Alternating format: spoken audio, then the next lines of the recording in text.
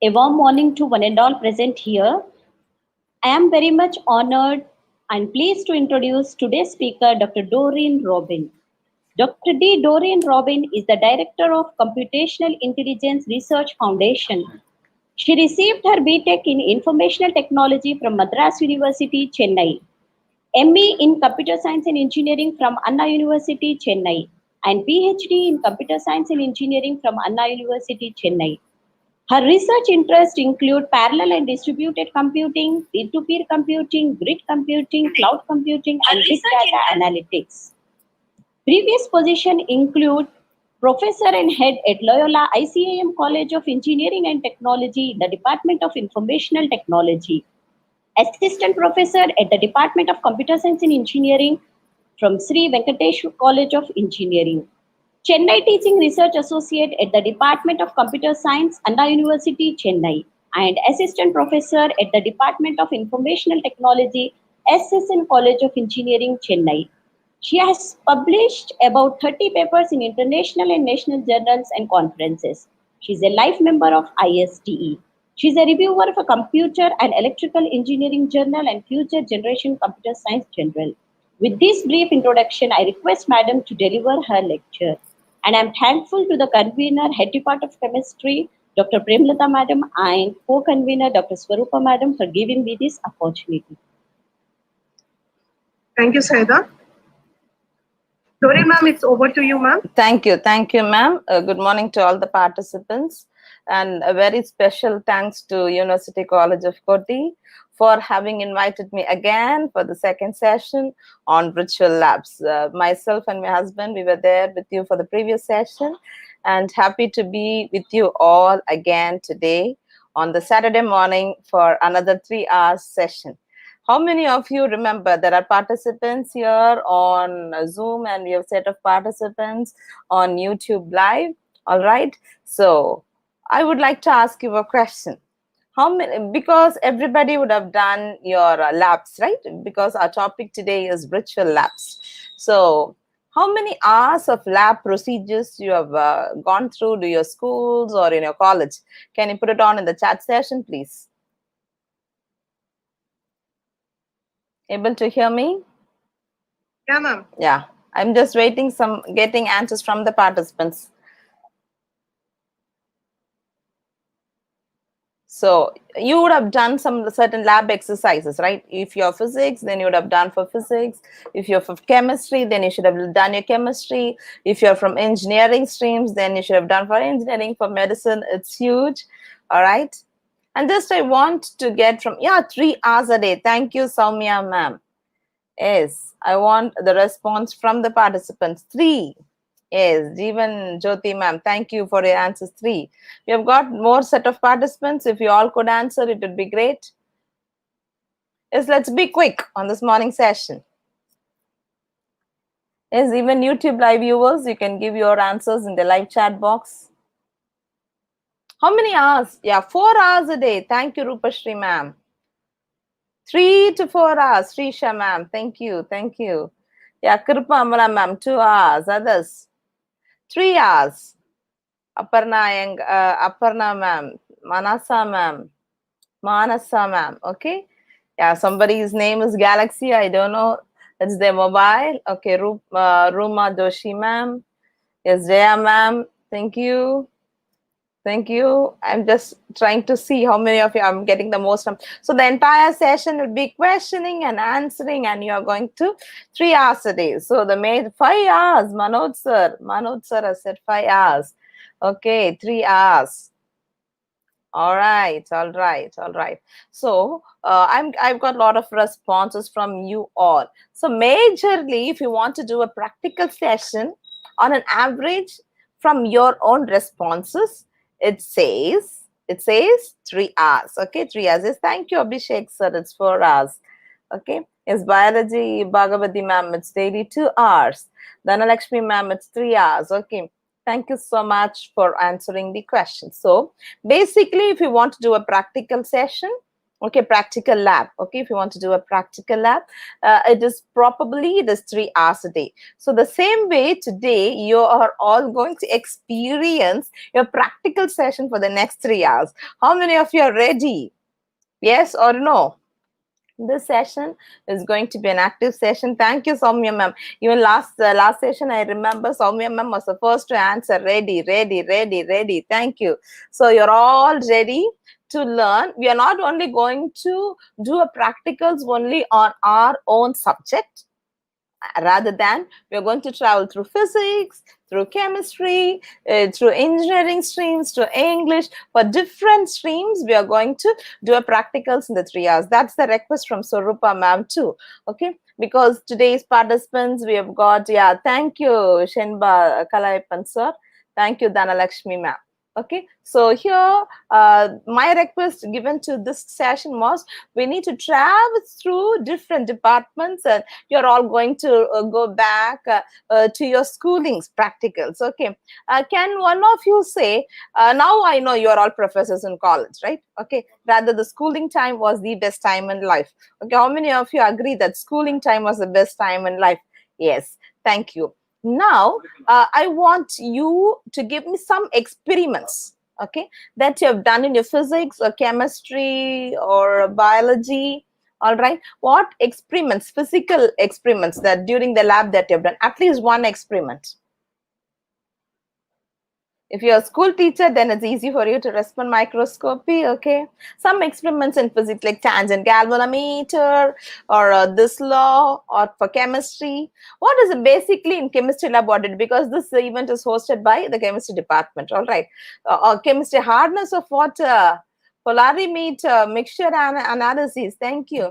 What basic experiment you do in chemistry?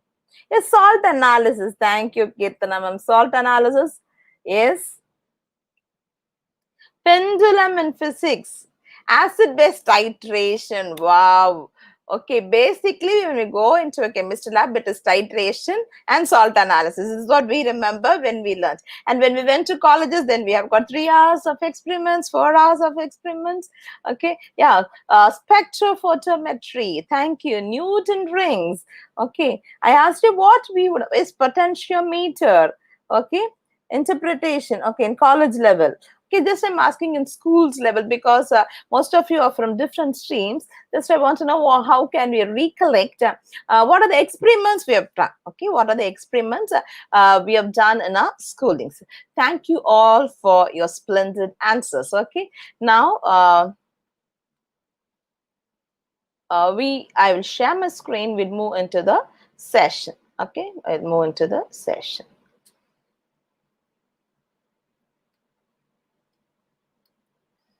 So on today's session, it's all about ritual labs. Okay, it's all about ritual labs. Be ready, listen to the session. Okay, here and there you may be asked to answer questions. It could be like live pool. Okay, so I'll ask questions, you need to quickly answer it, and so we will know. Yeah, English lab. Yeah, I will tell something about English lab too. Okay, yeah, school level practicals is the best. Okay, school level practicals is the best, as introduced by the University College for Women. I'm Dr. Doreen Robin. I was working for engineering colleges for a decade. Then I came out of the college and then I started this company called CIRF. You Google and put CIRF, you'll get my company's website. We basically work on research projects. I'm basically a computer science researcher, and we train people on technologies, not only students, faculties, and we develop projects for companies too. Okay, we develop projects for companies and we deliver them, because some companies will have research projects, so we develop products for them and we support them as consultants too. So basically I'm proper a computer science researcher, but today I'm also going back to my school days. Right, here we go. And what is virtual laboratory? Okay, everywhere there is a talk. Once these words all came into existence after this lockdown. Okay, lockdown, I'm going to ask this question. You're going to answer. Whether lockdown has paved you the path to learn more technologies? Yes or no? can give your answers in the chat boxes. Whether this lockdown, whether this lockdown has paved way for faculty members, especially the faculty members, the teaching community, is other than which we would have not even thought, because we were all focused on physical labs, okay, physical classrooms, okay, only because of this pandemic situation, okay, because of this pandemic situation, because of this lockdown, God had opened the path to make the entire teaching community to enrich yourself in technology, okay. So during this pandemic time, I would like to share with you that we have, I myself and my husband, we have trained more than 2,000 plus faculties around the world to how to handle classes online, either using their mobile or using their laptop. Okay, we both have been evangelizing this right from 2017. 2017 is the year I left my job, and then from there we have traveled through many parts in the country and outside country to train people on that. That time people were not taking that serious, but now everybody, we are into the digital teaching. So moving on to virtual lab. So virtual lab is a computer-based activity. So here we are going to do an activity based on computer, whether the students can interact with an experimental apparatus. Okay, so to start with, I'll show you a video. You will be watching a video just for 1 or 2 minutes, okay, or other activities with a computer interface. Okay, so a virtual laboratory. I was working for Loyola Ecam College of Engineering and Technology in the year from 2012 to, for the next 5 years, to 2017, right? That time my project student, one of the students, they have developed a project using the technology. I'll be telling what is the technology basically work on with. Okay, I am basically a researcher who works with that technology, but today we're going to show you a demonstration of it. I'm not going deep into it, but I'll tell you what is the base technology it is using. Okay, so a virtual laboratory, it's basically a computer based activity. Okay, so it interacts between you and the computer, where the students interact and they will experience, and you are also going to experience with an experimental apparatus or any activity via a computer interface. So basically the person, the teacher, the student will interact with the computer in a virtual environment. Okay, it's not a real environment. I told you about the technologies, right? The basic technology is called as AR and VR. Okay, AR stands for augmented reality, all right, and VR stands for virtual reality. Okay, AR stands for augmented reality. So it adds a digital element to a live view by using a camera on a mobile phone, okay, on a smartphone. So I know how many of you are using Snapchat, Snap camera? Yes, yes, no, no, yes. Let me have some answers. If not you, your kids will always use Snapchat. Yes, yes, Aparna ma'am, you have used Snapchat? Have you used? Yes, no, no, yes. No, you have not used Snapchat. Okay, okay, no, it's a funny kind of tool. I don't know whether I have it in my system. If I have it in my system, I can show you. It's basically done by this is called a Snap camera. Okay, it's an app, you can use it. So it changes, okay, it changes our faces, right? It changes our faces. If I use sparkles, okay, can you see the difference? So just with the digital thing, or just with the digital thing, I can just change any of my backgrounds, something like that. So this is a simple example of Snap camera. Okay, I'm not going deep into it. I just want to show you what is that Snap camera is all about. All right, whether you saw how did I do it. Okay, it's an application that changes your faces, right? So basically this augmented reality, okay, adds a digital element. I showed you now how I worked with a snap camera. Okay, so it adds a digital element to a live view by using a camera on a smartphone. Now the example that I showed you about my snap camera is the camera on my laptop with the software that has been installed. Okay, augmented reality experiences, Snapchat, lenses, and game Pokemon Go. Okay, I don't know how many of you play with Pokemon Go. So these are not real. Yeah, a lot of people have given answers in the live chat box also. Some of you have used Snapchat, your children will experience it. Okay, so these are the technology that it is used. Okay, examples or Snapchat camera and game I'll show you. These are the base technology, because being a faculty members, you should definitely know what is the technology the application is built on. Okay, so and then virtual reality, it implies a complete immersion, okay, experience that shuts the physical world. Okay, so probably people are moving from real world into physical world, sorry, from real world into the virtual world, from real classroom into virtual classroom. Today's from real lab into a virtual lab. All right, so we are all moving, but always be real. Okay, always be real. We are all real instruments. Is the screen blurred or is the screen seen? Okay. Okay, now I'm going to, I told you, right, these are the technologies. Okay, these are the technologies, augmented reality and virtual reality are the technologies used by many people around the world to create virtual lab. Okay, to create virtual lab. So these are the basic technologies, and also you will experience it. Now I'm going to show you a video. Listen carefully and you will see. This is about, because this event is organized by the chemistry department. For the first example, I'm showing you a video of a chemistry lab. Okay, so guided by the teacher and the student. Okay, it is guided by the teacher and the student in a virtual lab. This is not the real lab. Okay, you would have seen about Bunsen burner, and you know how how carefully we should use sulfuric acid.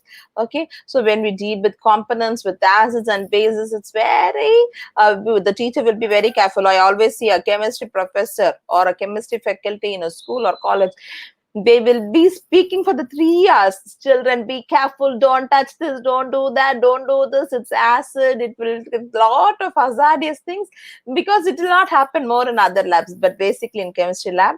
So now I'm going to show you a video of how they're going, our teacher is conducting. I told you, right? So what is augmented reality? So we have a camera and on a smartphone. Using that, they are driving them, and the students are experiencing the excuse me, the chemistry experience. Okay, the lab experience. Now we can see it.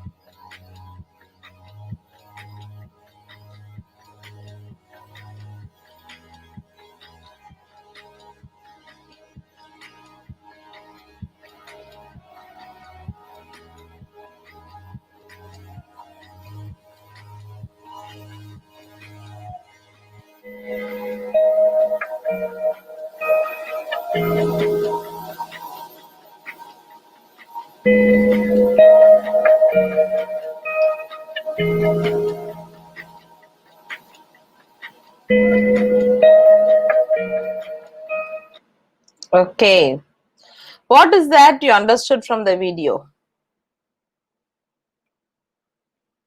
Whether you're able to see the video, you're able to hear it. I want the participants to respond me back. What is that you understood from the video? Are you all here with me?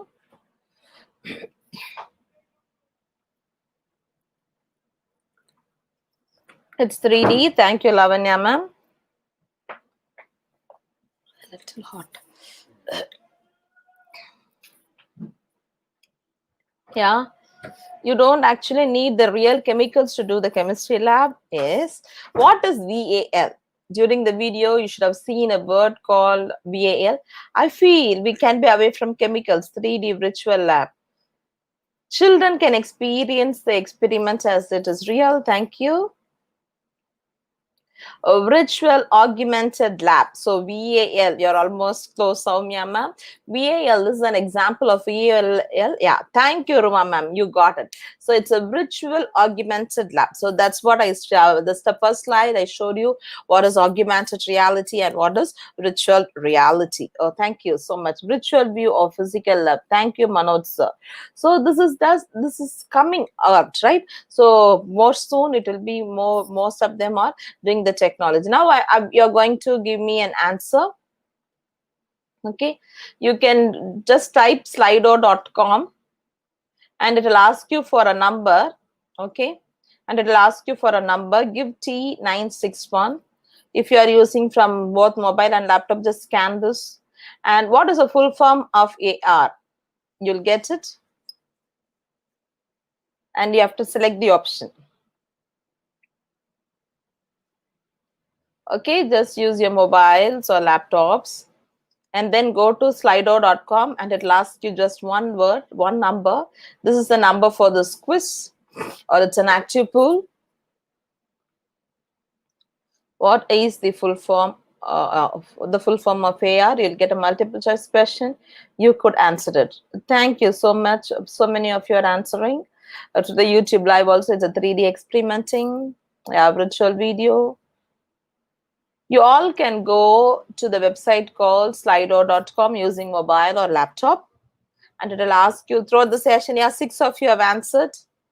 It will ask you for a number. It is T961. Or if you have a mobile, you can just scan in the code and then you can answer it. 7 of you have answered. We have got a lot of people. 9 of you have answered. 10 of you have answered. Yeah, I just stopped it. So all of you have given the right answer. It is augmented reality. Okay, so be careful throughout the session. Here and where you'll be asked for questions, and you should be definitely ready to answer it. Is it interesting? Yes, no, no, yes. Okay. Thank you. Okay. Now moving on to it. Okay, most of you are giving answer. Yeah, that's right. So now we are moving on to our V Labs. Okay, so V Labs, the virtual labs, it is an initiative taken by Ministry of Human Resource and Development. Okay, under the aegis of the National Mission of Education through ICT. So ICT is booming nowadays. Okay, how many of you have experienced this V Labs? I don't know. Okay, interesting. Thank you, Manasa ma'am. Thank you, Jeevan Jyoti ma'am. Thank you, Aparna ma'am. Okay, always in this world. Yeah, thank you. Most of you find it interesting. Thank you, Kirtana ma'am, Dhanlakshmi ma'am, Sunita ma'am, Jayakumar sir, for all your kind responses. So I have used. Thank you. So some of you are using the virtual labs. For some, it will be new. Okay, so I'm going to tell you this is we are going to see about to the best of the time. Okay, I'll try to show what are the different labs that you can experience it. Okay, what are the different labs that you can experience it. Okay, so it is an initiative taken by the Ministry of Human Resource Development. About the V Labs, they've done a plentiful job. Okay, lot of technical institutions, they are using this V Lab right now. Okay, they are using the V Lab right now, and there's a huge production of engineers per year. Okay, every year a lot of engineering students are being produced. Okay, the competency levels of engineers, if you go to a doctor, because I'm also from an engineering field. Okay, we believe the doctor will do a surgeon, right? Will be doing a surgery. Okay, and he'd be able to handle with people. So a lot of engineering colleges are there. I always tell people the practical knowledge. Even if it is a mechanical engineer, they should know to work with the mechanics. Okay, electrical engineer to all the electrical equipments, electronics engineer. Nowadays, we are all tailor-made engineers, all right? And so if it is a computer science engineer, they should definitely know at least how to install an operating system. But I don't know, most of the students, they come out, they find it very difficult even to write their own programming. okay, write their own programming or to develop tools on their own. Okay, only a few percentage of engineering students, or many, not only engineering, many streams, the practicality is less. So the competency levels of engineers should be more. And then the practical knowledge. So the practical knowledge is very important for everyone. So that is what even many colleges also collaborate with my university, with my company CIRF, and we basically is a research institution. So here we train students to develop projects on their own. Okay, the geographical location, the quality of education for all, and equal opportunity. Some labs. Okay, is there any professor who had set up a lab for your institution, both in YouTube, and what is the cost that you have? What is the cost that is incurred? Yeah. Yes, thank you. Some of you are using Virtual Labs by Amrita University, using V Labs. We are going to experience that and few more labs also. I'm just asking question because many professors are here. How many of you have set up your labs of any streams, and what is the cost that is involved?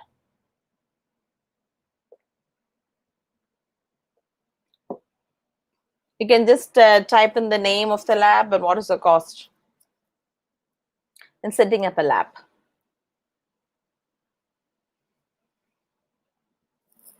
Yes.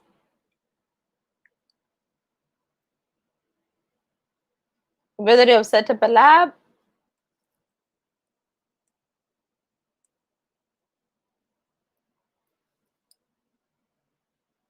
Oh, interesting. How to use OBS? I'll tell you, that's a totally a different stream. I can show you.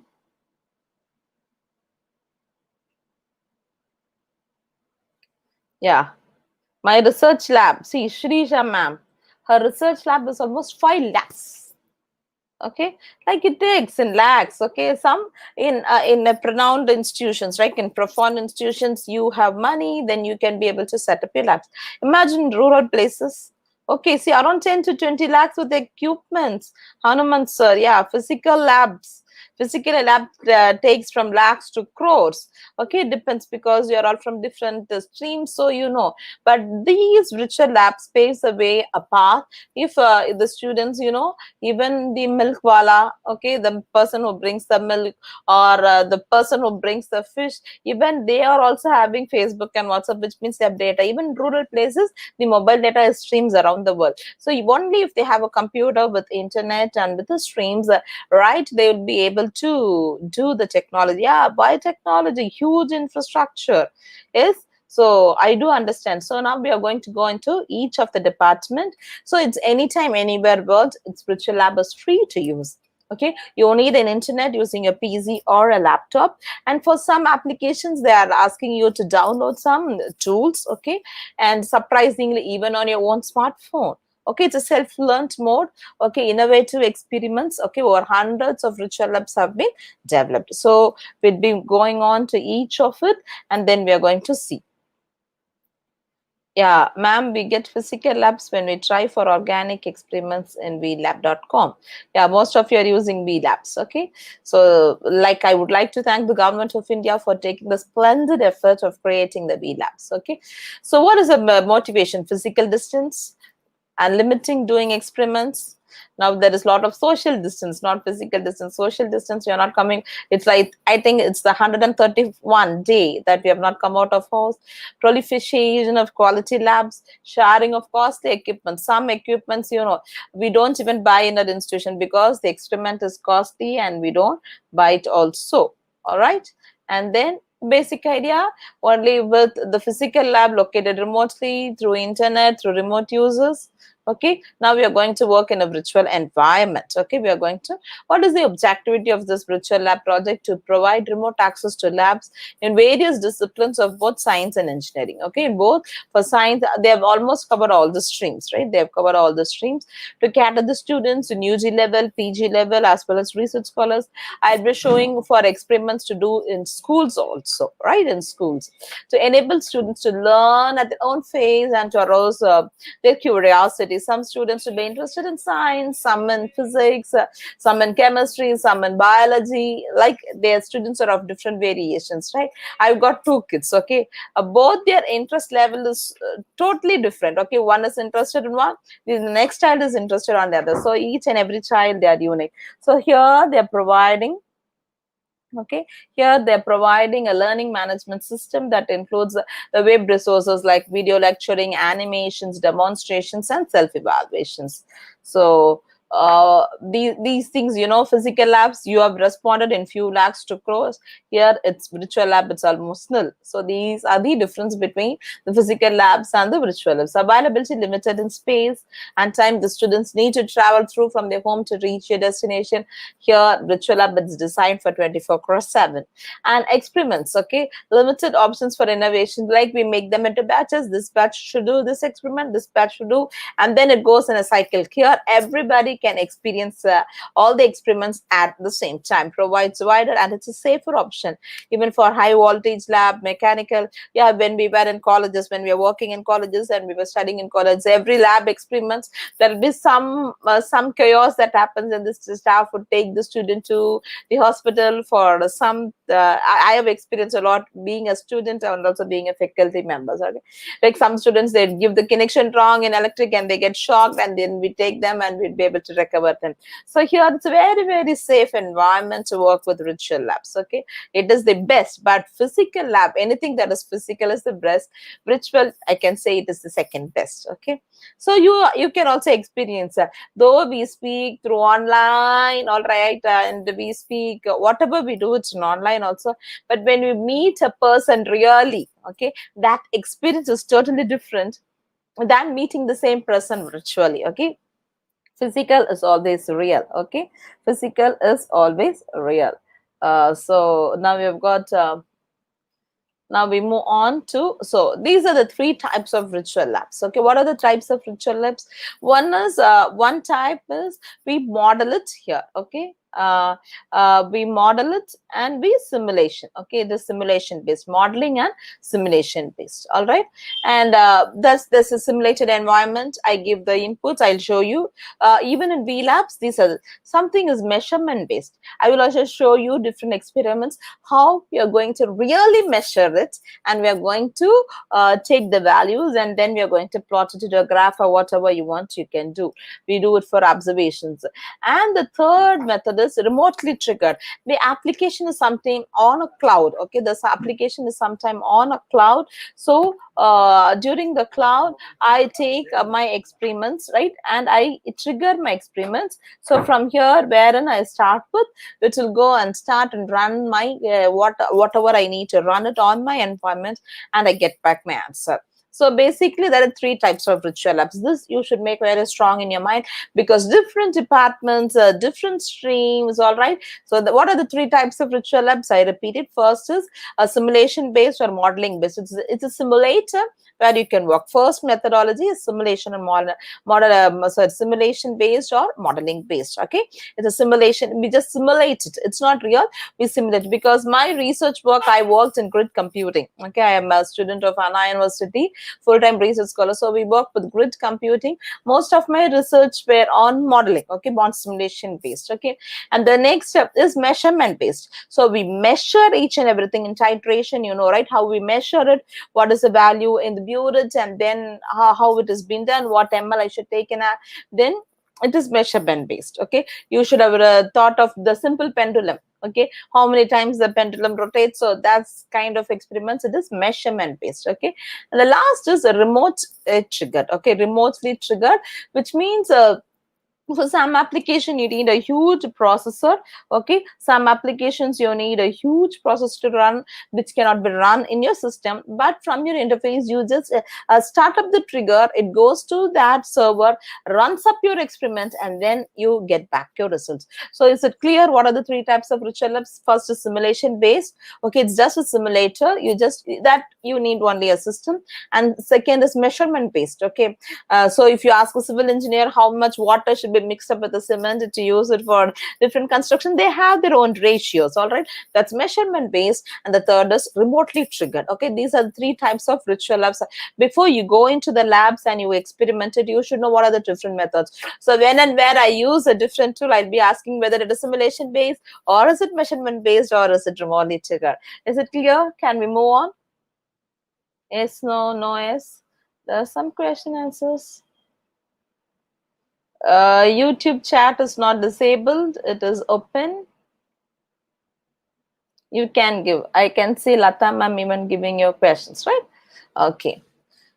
So it is intended for college students who don't have good lab facilities, for high school students, okay, to take up higher studies, different engineering colleges, research institutions who can share and collaborate. Their resources also can be taken. Okay, so this is for intended uses. So Government of India has taken this project especially to cater the needs of all kind of people around the world, right? Thank you. And now, so who are the institutions because of their contribution? Okay, IIT Delhi, IIT Bombay, IIT Kharagpur, Kanpur, Madras, Roorkee, Guwahati, Hyderabad, Triple IT Hyderabad, Amrita University, Dalbag University, NIT, KL Surathkal, and COE Pune. These are the universities. They are contributing to the spiritual lab for different departments, for different experiments. Okay, so now I'm going to ask you the next question. You can go to slido.com T961. Okay, the number is T961. What are the types? Okay, what are the types of ritual labs? What are the three types that we have seen? You can answer to the question.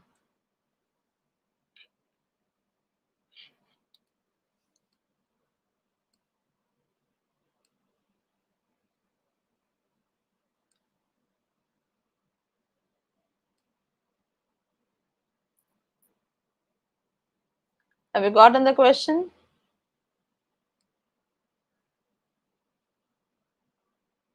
T961. What are the three types of ritual labs? Moral based, yeah, measurement based, and remotely triggered. Thank you, Ruma ma'am. Okay, thank you.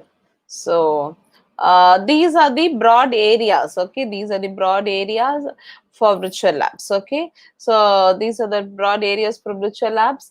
Here you have got electronics and communication engineering, okay, computer science engineering, electrical engineering, mechanical engineering, civil engineering, chemical engineering, biomedical, chemicals, and physical sciences. All science and engineering experiments are covered into the spiritual lab. So this is the website vlab.com. Okay, this is the website vlab.com. On demand labs, they have integrated learning, animation, and video tutorials. They're very good. They're really, really good. They've got self-evaluation too. Okay, so this is the impact of this project. Right now, more than 400 colleges and more than 6,500 faculties are trained. You can see how many students are being trained and how many workshops are being conducted. Okay, these are initiative taken by the government. Flipping a book will not make you to learn. Reading it well. Just clicking through the virtual laboratory will not making you to learn, but you need to do it well. It's not only, yeah, thank you Dhanalakshmi ma'am for your answer. Thank you Padmanabhan sir. So it is simulation based, measurement based, and remotely triggered. Thank you. These are the three types of virtual lab. It's an initiative, I told you, by the government of India. Okay, so basically they provide remote access for all students for undergraduate. So whosoever is curiosity in learning, we have got both video lecturing, animated demonstration, and self-evaluation is the good part of it. Okay, the self-evaluation is a good part of it. Okay, these things I told you already. Okay, now we will start with each and every labs. Okay, now I'll be doing it, and then I will ask, is my screen seen to all?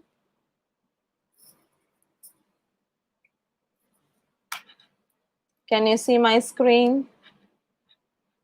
Yeah, model ma'am, can you show us the previous slide? But can you go back to the website slide? Yes, which slide, Ruma ma'am?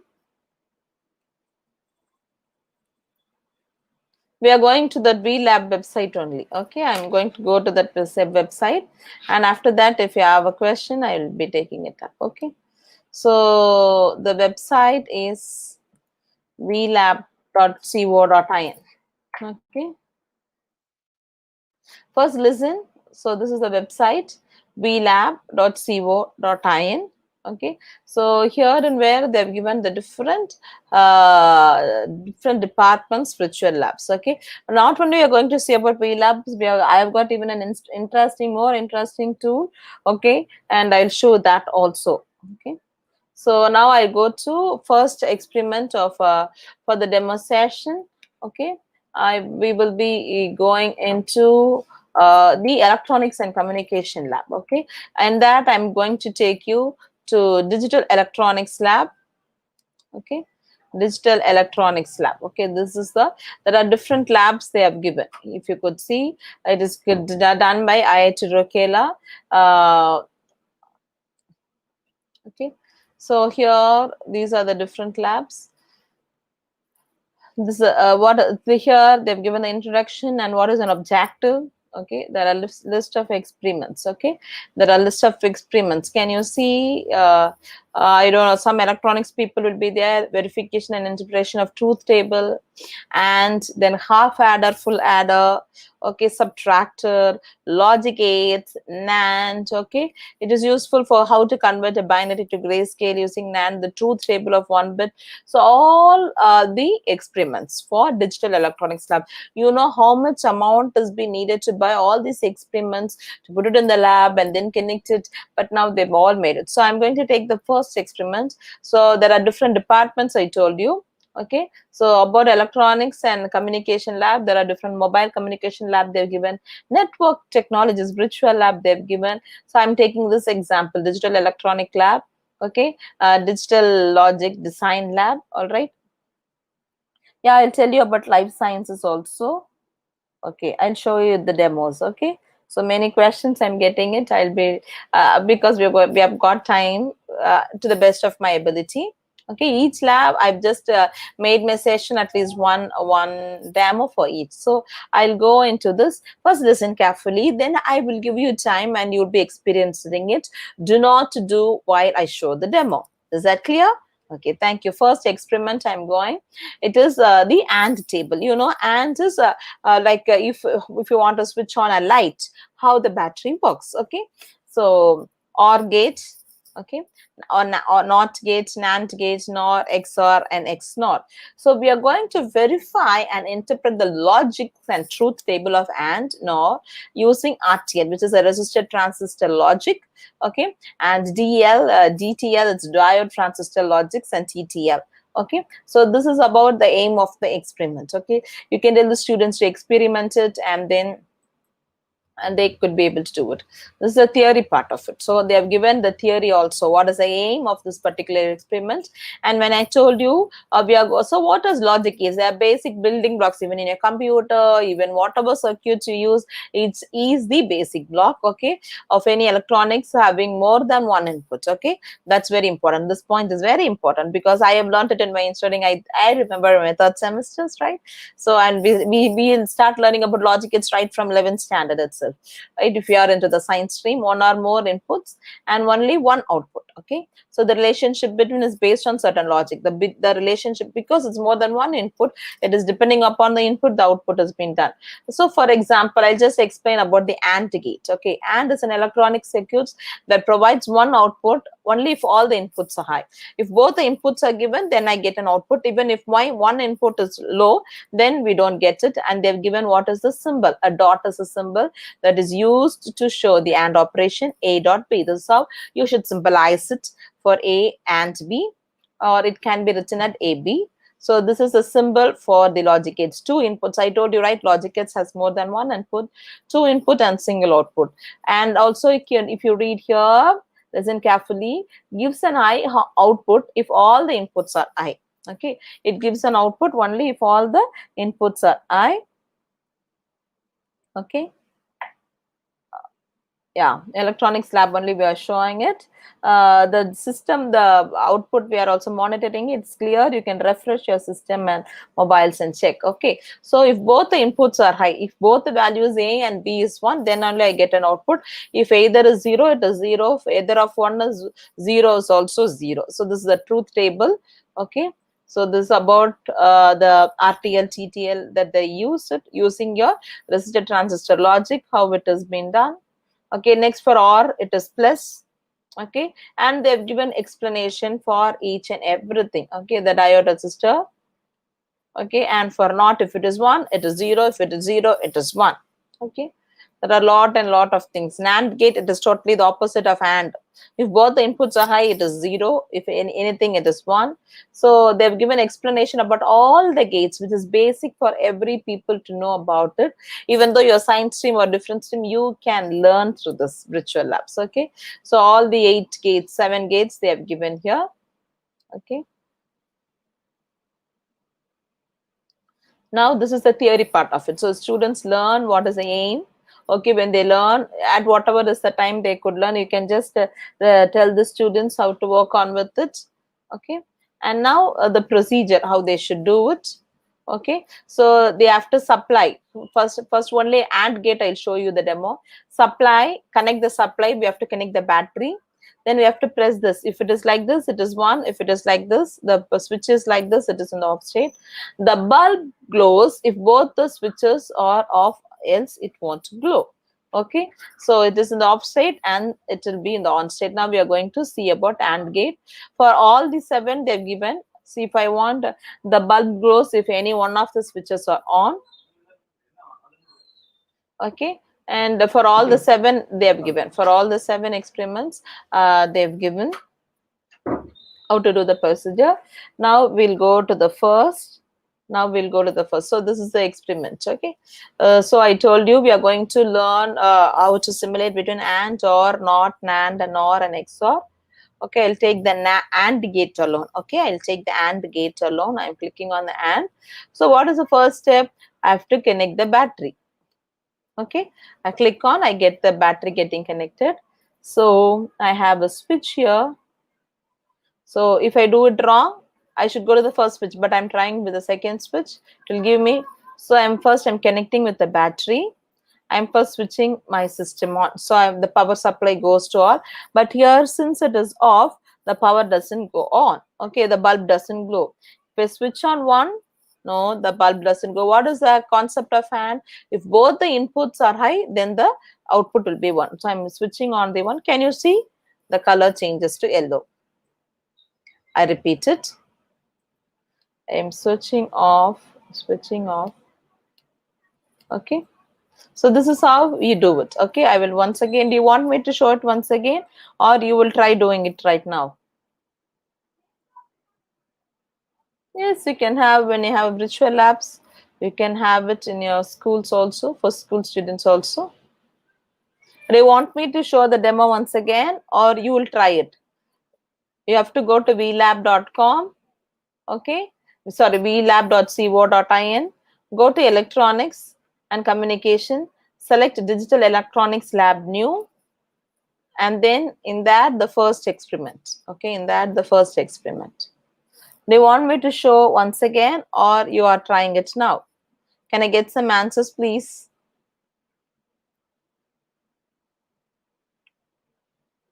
Trying. Thank you, Soumya ma'am.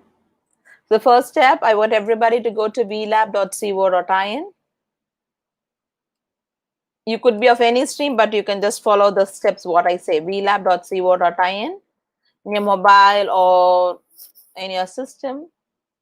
Go to VLab. The second step, you have to click on electronics and communication. In that, I want you to select digital electronics lab new. Click that. Yes, Padmamadi ma'am, you can do cloud lab with your system, because I do my researches in cloud. They have got simulators also, and you can work in real clouds also. And click on the list of experiments. Click on the first experiment and go to the simulation. Click on AND. First step, connect the battery. Second step, switch this one on. Then if can you see here the light is not burned when one switch is on? When both the switches is on, the light burns. I want you all to experiment it. So first itself the objective I told. If you experiment it, then only you will be able to understand it. Since I went through the aim, I went through the procedure, so I'm just asking you to directly go into the simulation. Once you have tried it, you can let me know. This is so interesting. I remember this trying, yeah, during my 12th standard. Yeah, in 12th we do it. Simple and approach. Thank you, Rupashri ma'am. I want all the participants, both in the Zoom and also in YouTube, to try doing the experiments. Thank you, Padmini ma'am. Yeah, you have tried it. Thank you, Neelamma ma'am. You have tried it. Yes.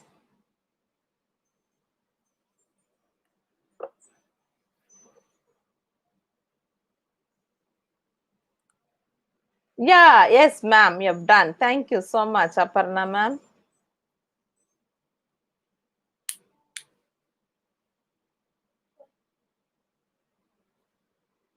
Yeah, try it and the light is on. Thank you, Soumya ma'am. I'm so happy. Yeah, language lab is also possible, Perlin ma'am. Language lab is also possible. Done, done, done. Thank you so much. Light is hello. How are you feeling happy doing a lab exercise?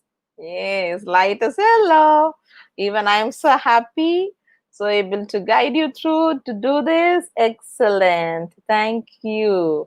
Thank you so much. Thank you so much. Yeah, we'll move on to the next series. Okay. So this is an example like that. You can try after the session. Okay. You can, yeah, you can try for different things. Okay. Now, as we have completed, just a second. Yeah.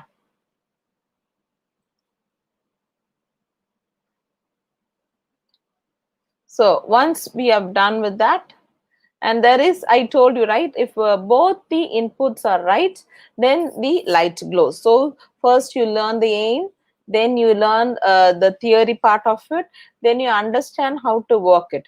It is not only how you work it, you need to uh, test it. Okay, you need to test. So what is a post test? There is a testing here, so students can give the answers of what they have done. Okay, even in simulation,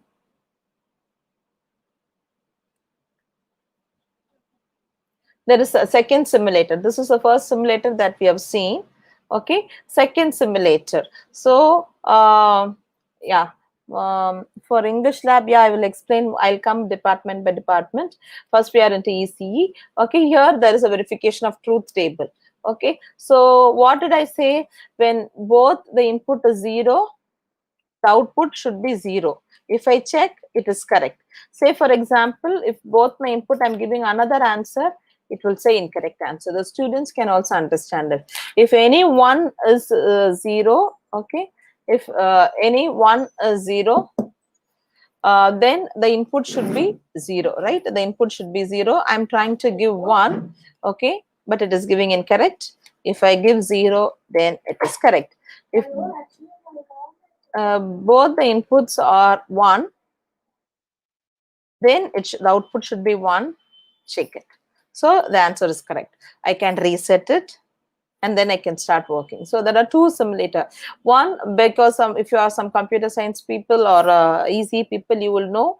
So the first simulator, they're trying how it gets connected, how it works. Okay, the student experiences. And next, this is the truth table. Okay, how do they verify the truth table, whether they have understood the concepts correctly. Okay, shall we move on to the next one? So by 11:30, I'll give you a break. Okay, by 11:30, we'll give you a break. The next department.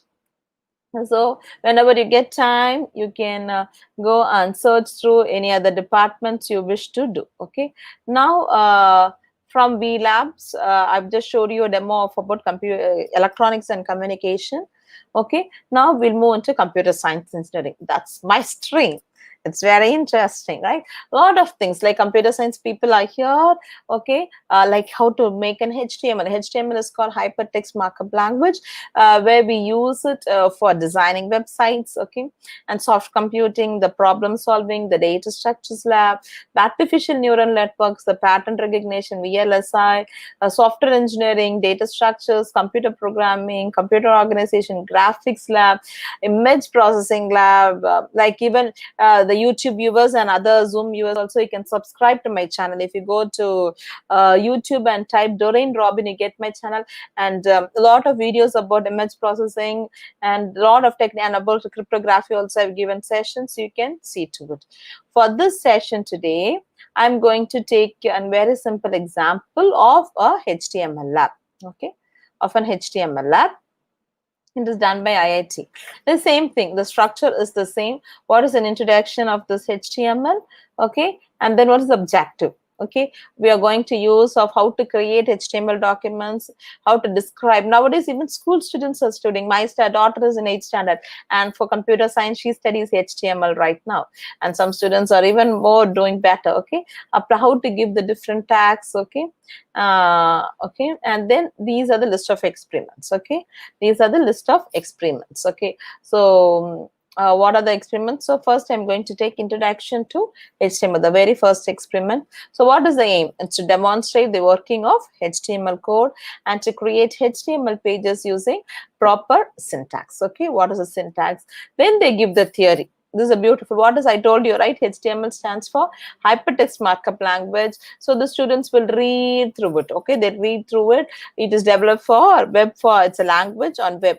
So if you are in Tamil Nadu, you speak Tamil. Okay, if you go to Karnataka, it is Kannada. If you go to Kerala, it is Malayalam, right? If you go to Andhra Pradesh, it is Telugu. If you go to what's not as Hindi, Orissa, or different languages, right? In Hyderabad, you speak Telugu, right? So the language of the web that will understand, the language that it understands is called as the web language. It's hypertext markup language. Currently, even in my company, we give training on HTML5. Probably by the next week or sometime, we are opening for internship for students. Okay.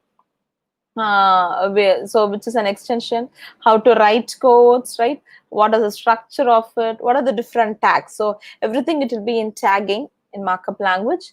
Okay, H1 is the most important heading, and H2, as when we move from H1, H2, I'll show you the demo, H3, H4, it comes less, and if you want to make it bold, it is a B tag.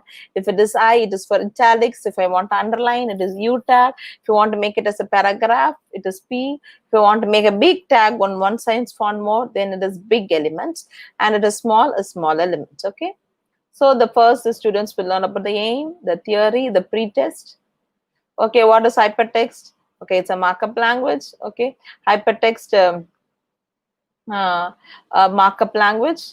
Okay, it is used for creating web pages. True or false? One can be created using Notepad. Okay, what are the question? HTML can be seen through web browser. Then if they submit the question, then they get the answers. Okay, it is 5 out of 5. So the students, this is a pretest, will make them to understand whether they read through it and then they're answering it. Okay, now going on to the procedure. So you have a procedure of how to work on with that. Okay, is my audio heard or is my audio not hearing? You're audible, ma'am. Yeah, thank you, ma'am, thank you. So here we have what is the procedure, how are we going to do it. Now I'm going to my simulation environment. I told HTML is a language where we speak with our computers, right, with our computers. So there are different tags. So these are the tags. See, can you see here as I hover over, if it is H1, then the font is higher, H2, the font is small, H3, H4, H5, and H6. Okay, this is for paragraph, this is for bold, this is for italics, this is for underlining, this is for big, and this is for small. Okay, so first select the text editor here. It's so wonderful, they've given the text editor inside the web page itself. So I can just type like H1, it's a tag. I'm going to type hello. As and when I type onto my left, okay, as and when I type onto my left, I get my answers. Okay, if I type H2 tag, same hello, the size is small, So these are the different. So the students will learn about the technology, and they keep working. If it is B, then it is bold. Okay. If it is I, they have told it is italics. Can you see the output as and when I write here? Okay. So if I want to underline, I will have it as underline. Can you see it changes here? Okay. So this is how the students will learn. Okay. They have a post test. Then they learn about the tags. Okay. And here itself they can type. So they've given the entire simulation environment here. And as and when they type here, there are different servers, but it is for Xcode is okay for this. They've given it as a default. So once you learn, it is not only computer science people, anybody, if you want to learn, you can learn through this. Okay. So this is about computer science. And after the simulation environment, there is a post test. Okay. Again, they're asking some questions for post test to understand whether the students have understood it. Okay. It consists of both head, body. What is the extension? It is HTML. Okay. Is the content of a web page. Is bold and italics are used to emphasize true. Which tag is for the largest heading? H1. Submit the quiz and you get your answers here. So the students can again retake the quiz and they'll be able to understand. Okay. So able to understand about the computer science. So today's stream we started about with electronics and communication lab. In computer science, I showed you about HTML. I can show you about different labs. Okay, different labs. Is there any computer science professors here? I don't worry, I'll show you about physics and chemistry also. Okay. And even for yeah, cryptography is what is called, it's a very difficult concept in computer science. Okay, how do you encrypt and decrypt? Okay, I can show you about how do you take a text, how do you encrypt it, and how do you decrypt it. Okay, this is a theory of, this is a very pronounced very known algorithm called digital encryption standard. Okay, it's a theory which is called DES. Okay, this is a basic technology the students should know before they learn cryptography. So how they give a 64-bit, and because I've handled this theory part for my students, and see how many values of final permutation, each and every step they've given very beautifully. And also the students will learn about it, and then they'll be able to run the program. Okay, I'll just, quickly show you a demo of this. Okay, the manual they've given how to work with that, and the experiment. So I'm taking a plain text. Okay, so this is a plain text in which I'm going to, because computer understands only zeros and one, so you have a key to lock it, you have key to decrypt it. So your text to be encrypted, so I'm copying this text. Okay, I'm encrypting using my first key. Okay, and then once I encrypt it, I get the answer. Using the answer, I'm copying this. The second key, I'm decrypting it. Okay, and with the same text again,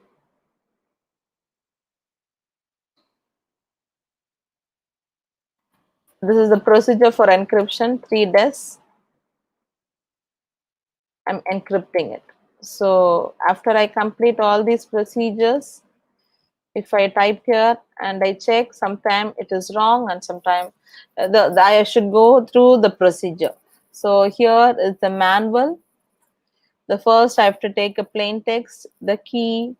So generate a plain text, and using that key A, I'm using an encryption, and part 2, I'm taking the cipher text.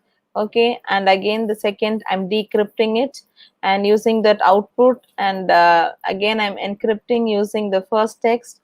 Okay, so then after that, I'm trying to check in my answer. So we have to go step by step. Okay, we have to go step by step for the cryptographic laboratory. And most interesting is image processing lab. Okay, image processing lab.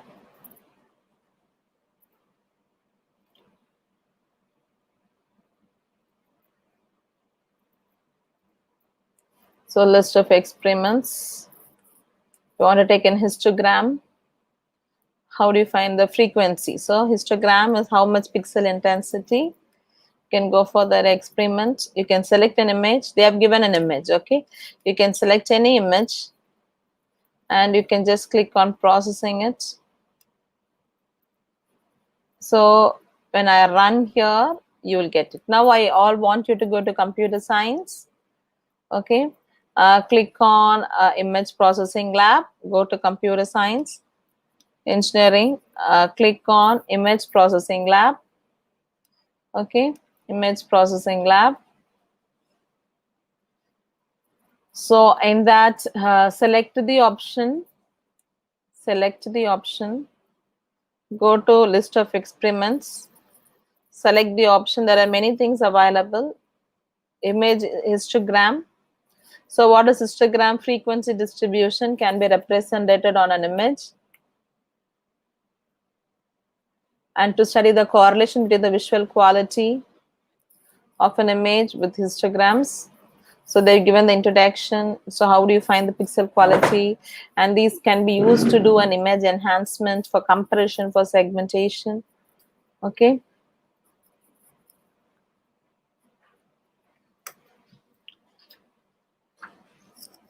And which uses for the quality. Okay.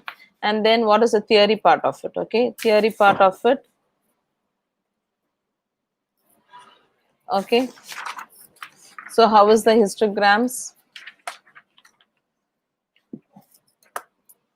All right. And then how many number of pixel, if it is dark, if it is bright. All right. So how it has been processed, the procedures, how to do that. Now you go to image processing, then go directly to select the histogram, select the experiment. Okay, first select the experiment, click the image. You can select whatever image you want. If I select this, you have to move. Sorry, I'm not selected it properly. I'm selecting lion. Okay, you want a full image histogram or global visualization or adaptive or whatever it is. And then if I give run, it is using adaptive histograms. Or filtering, if I want to do what size of filter. So accordingly, whatever the processing that I need to do, if I want to do a sub imagination, or if I and run it, so it divides their image into 4. Now go into select any one and just click run. Okay, I want you all to experience it. Try doing it, please.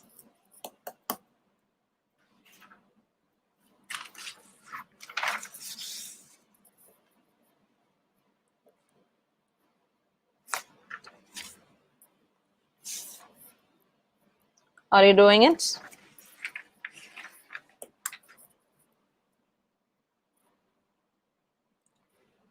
Yes, no, no, yes. You're there with me?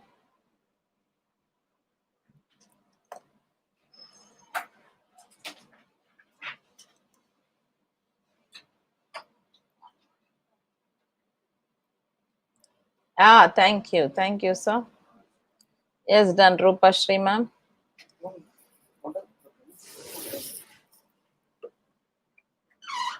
You got the histogram.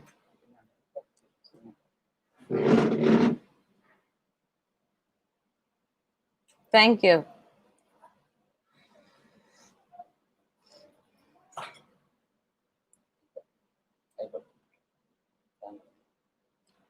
Yeah, done.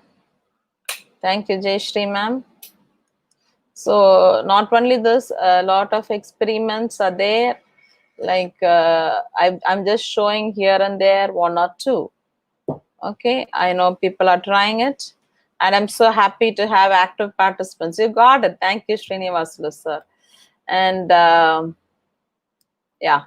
Now moving on to the next is data structures. Okay, for data structures, how do you sort values? Okay, how do you sort values? I'm just going to take an example. I'm not going to run it and show. I'm just going to show how you work on with the different sortings. Okay, explore the new data labs. Okay, so they've given the different. I'm going to take this experiment called as bubble sort. Okay, there are different sorts in computer science. Okay, how do you sort? Okay, so bubble sort, the major concept goes between like adjacent numbers are being compared. Once if it is lesser, then it is sorted, other then it is swapped, otherwise it is just like that. I'll explain you just in one word what is bubble sort.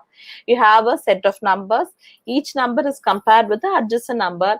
If it is lower, then it is swapped, if not, it is not being done. Okay, so they've given a video of how the bubble sort experiment, what are the prerequisites, and also for computer science finding the complexity. It's a very challenging issue. They have showed you how to do the complexity. Okay, and then so they've given the pre-test. I'm just going into they've given the analyses. Okay, so I'm just going into the optimized bubble sort practice. Okay, bubble sort practice, if both the numbers, okay, if it is less, okay, we don't swap. If it is also correct, we don't swap. If it is like this, then I need to swap it. If it is lesser than 88 is greater than 70, then I swap it. 88 is greater than 49, I swap it. It is not, then I move to the next. It is less, then I swap it. So same way I go again. It is greater, I swap it. It is not greater, I don't swap it. It is 70 is greater, so I swap it. It's not, then I click on next. It is greater, so I swap it. So again, 55 is greater than 45, then I swap it. It is not, so I move on. It is greater, so I swap it. It is correct, so here I need to swap it. So again, here I need not swap. Here I need to swap it. Here I need not swap. Here I need to swap it. So as and when it is organized, you see the color changes. Okay. 49 for the next, I need to swap it. Here I need not swap. Here I need to swap it. So here I need to swap. So this is about how the bubble sort works. But they've given exercises also, so the students can work with exercises. You will experiment how you the concepts, okay, of how the bubble sort work, and it's like a kind of gamified methodology which enables you to learn. Okay, which enables you to learn about it, right? And there are still more experiments are there, and we have very less time to move on. Okay, we have very less time, and then we move on to the next department.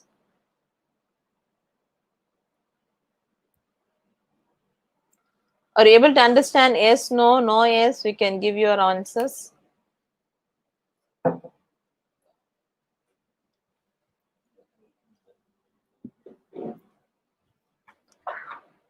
Okay, find it interesting? Yeah, thank you so much for all your splendid answers, right? So this is the next department on virtual laboratory for gaming and simulation by the Department of Tripoli. Okay.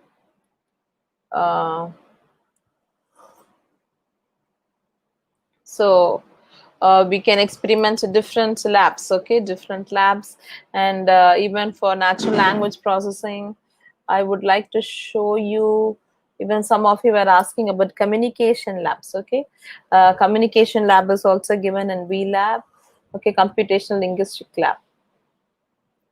So what are the list of how do you form sentence? Okay, from the linguistic, lot of researchers are there.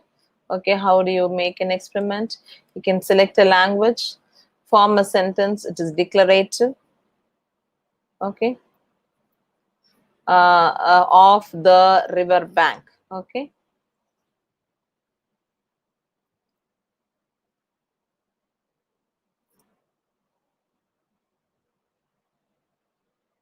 So you can experiment it about this linguistic labs also. All right. And for software engineering lab is also available. You can explore. Okay, you can explore about the different labs that are available.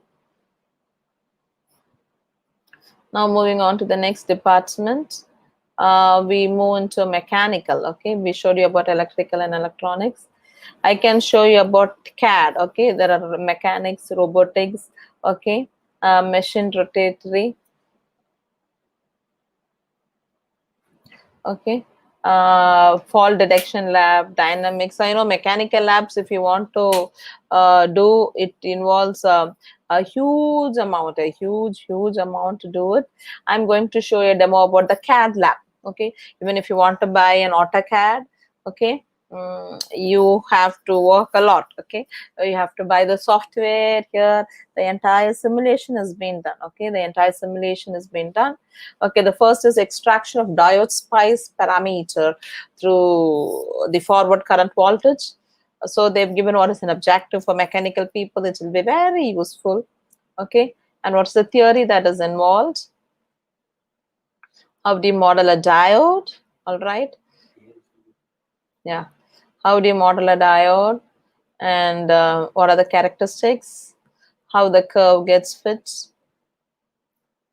Okay.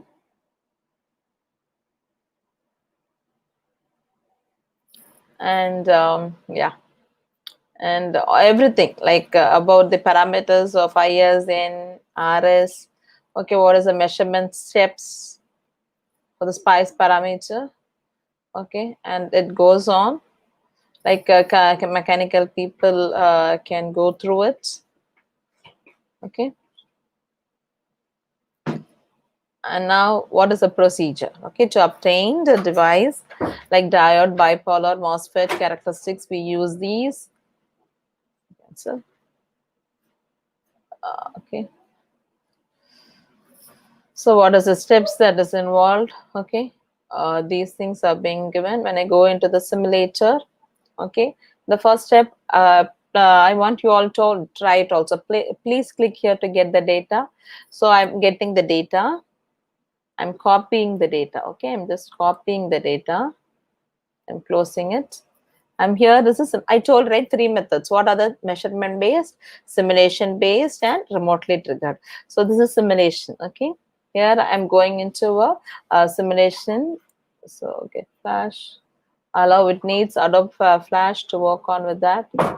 Okay, first step, you have to get in the data, and this is the space. I have to paste the data. Okay, now you can see there is no parameters. Once I get in my data, can you see for the data how it extracts the spice parameters? Okay,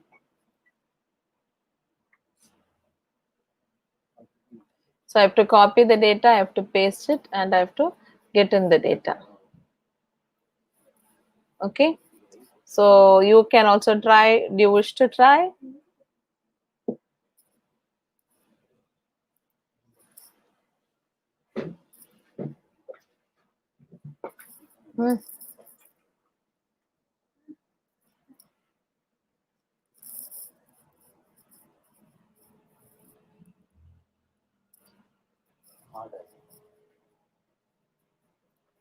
So you go to computer mechanical, and then select CAD, and in that the first experiment. Are you trying it? Yeah. Go to the simulation, click the data, get the data, copy the data, and paste it.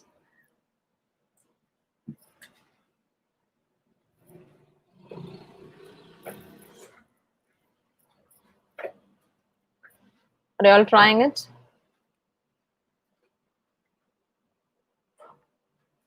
So, yeah.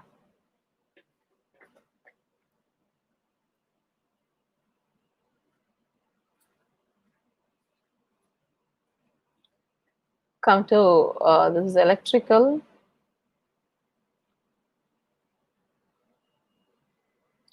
CAD, go to CAD.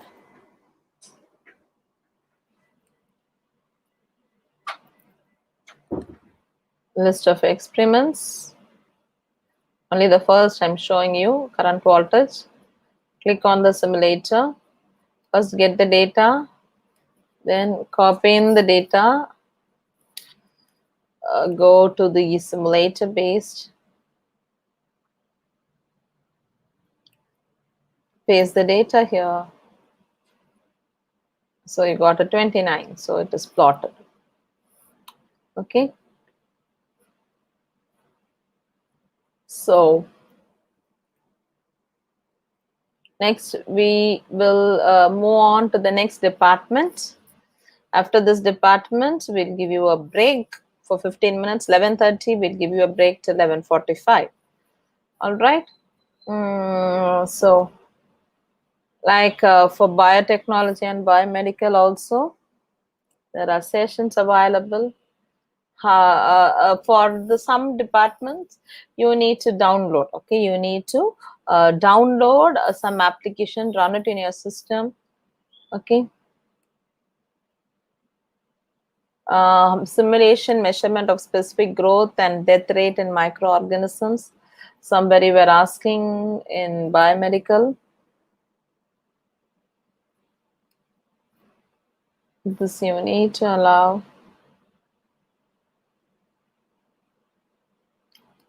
First, we need to read through the procedures,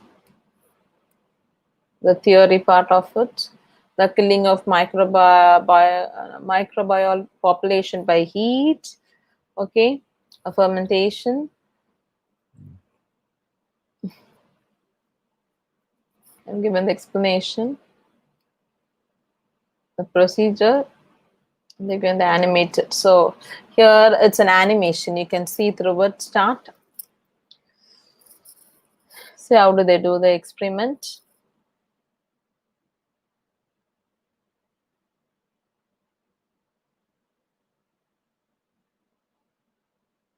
You can see the values are also being changed.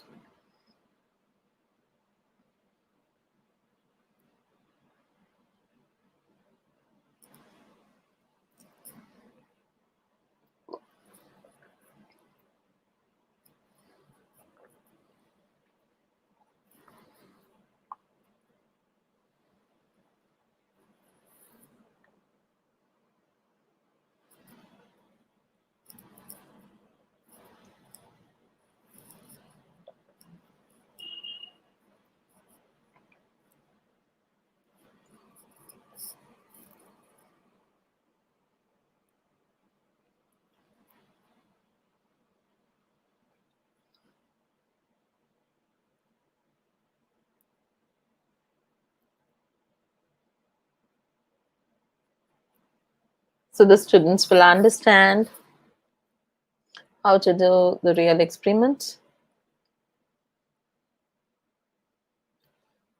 Because this is like animation based virtual labs. They are not exactly doing it, but they're trying to understand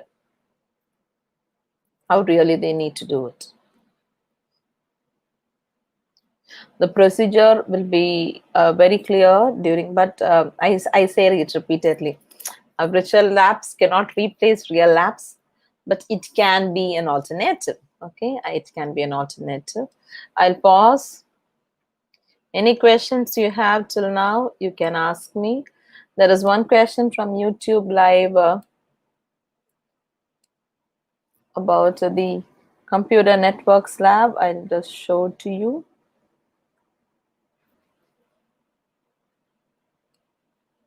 Any questions, participants? You can put it into the chat boxes. Wireless sensor network, they have given.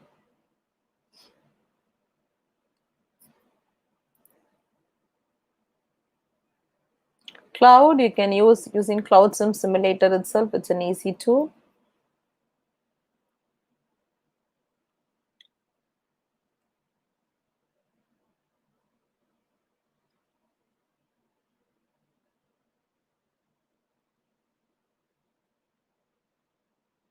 For some tools, they have given animations.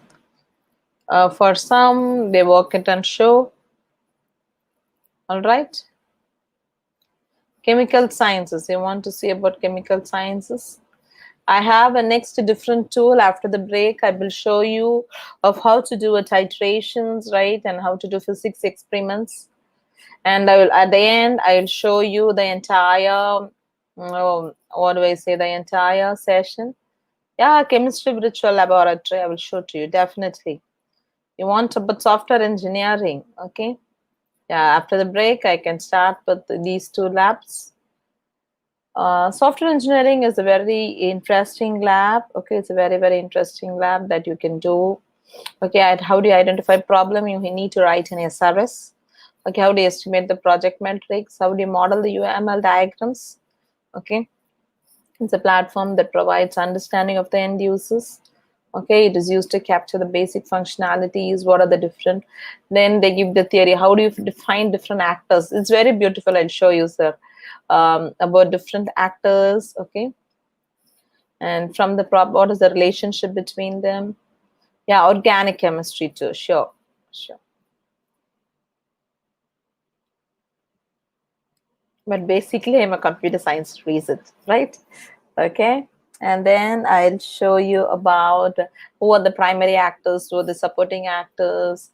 Or so if I go to a bookstore, I have to browse the books, I have to purchase the books. What is association? It is one-to-one relationship or one-to-many or many-to-one relationship. Okay. So those things you need to understand before you start writing a use case diagram. Okay. Then we go into the simulation. Okay, then you go into the simulation. See, it reads through this. Okay, so and from there we are going to figure out from the given problem. Yeah, we are going to find the actors. Oops, it's not recording. I don't want to record it. It's already a physical chemistry too. To the best of my ability, I'll share about chemistry and physics after the session, after the break.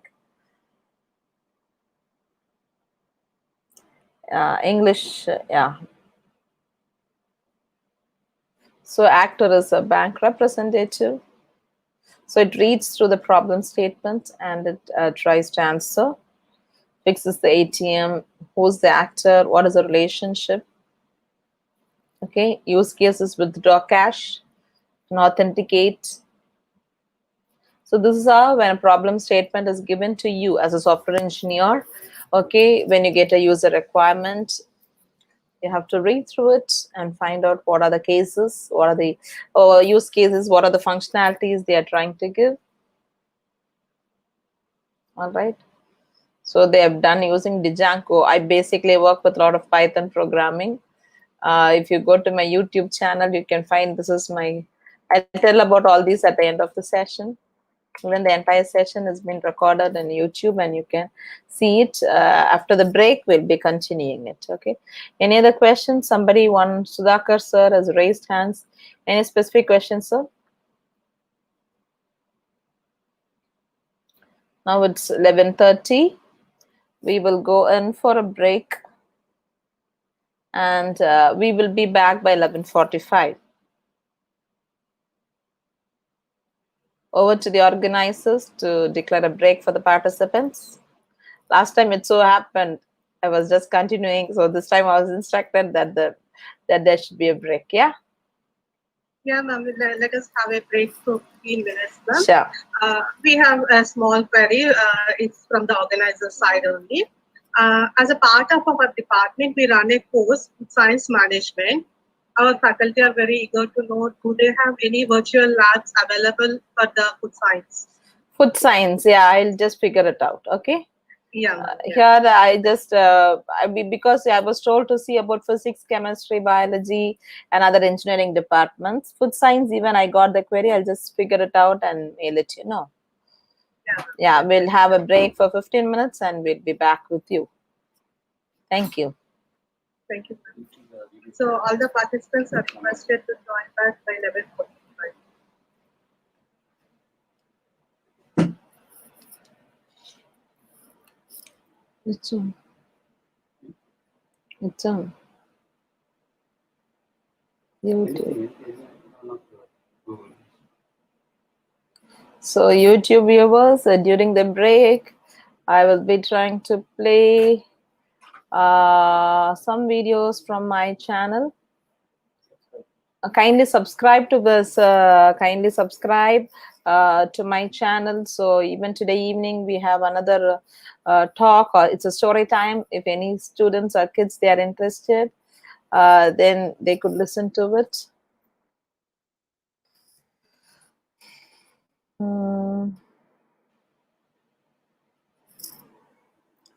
Any source tool for commerce lab? I'm totally out of commerce. I don't know much about commerce. Yeah, mechanical only some they have given, sir. Some it is not available. Yeah, for English department, I'll show you something. Yeah, some are under process, some are working. Any queries, you can put it on to into it.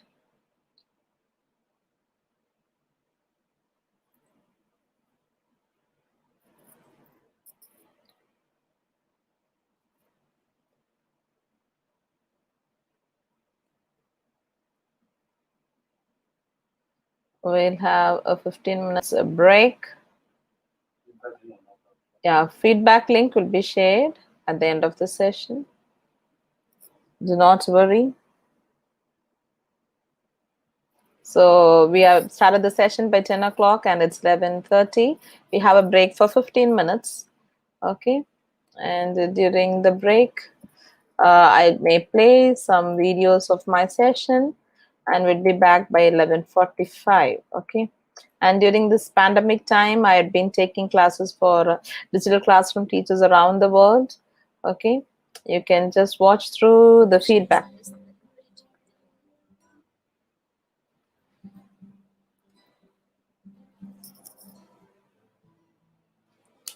Stream your online.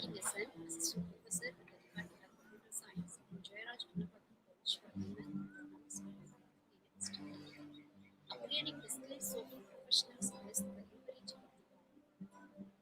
Greetings to you, Dr. Doreen, Director of Computational Intelligence Research Foundation, Hyderabad. Your teachers truly deserves our appreciation and mighty achievement and astonishment and acknowledge that you have included yourself. Seeing the show and the special attention to each and every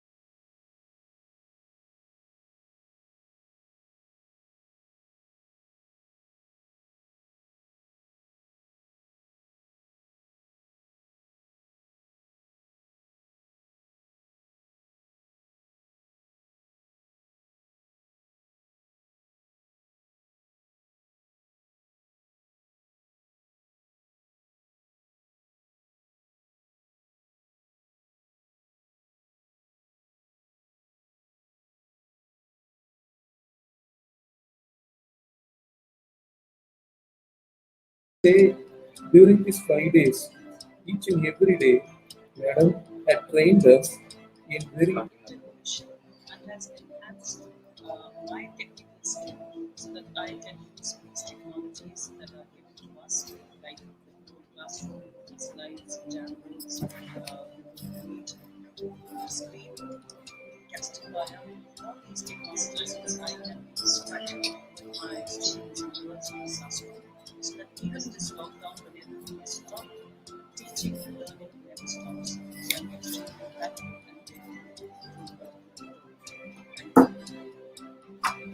This is Meenakshi, working in NCR College Computer Science Department. I have attended the course conducted by Doreen ma'am on Advanced Digital Classroom. The course was very interesting and useful. The right course at the right time, and the sessions are well planned by ma'am.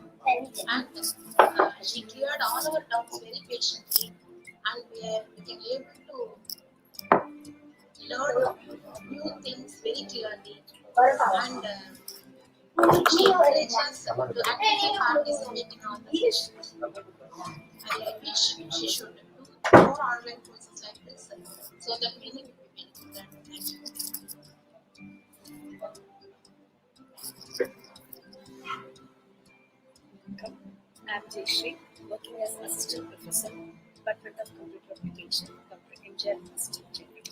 I have attended a 1 week program which has been conducted by CIRF, the Advanced Digital Learning, conducted by the wonderful couple, Dr.Doreen and Dr. Robin. It is a need of this hour because we, faculty, fraternity, we all are conducting our classes in online. So, dear friends, good afternoon, all of you. I am R. Kandavari, Associate Professor in the College of Construction, Line 2. I had attended the 5 days online courses for teachers on digital classroom works. It was a hands-on training. I would like to sincerely thank the director of CIRF. He is the Madam Doreen Robbins, was a trainer of trainer.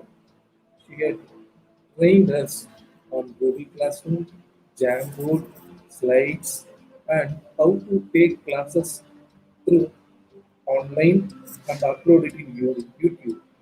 So during this lockdown, it is a great difficult for us to reach the students. But by attending the 5 days program, it was really very useful. The session was very interactive.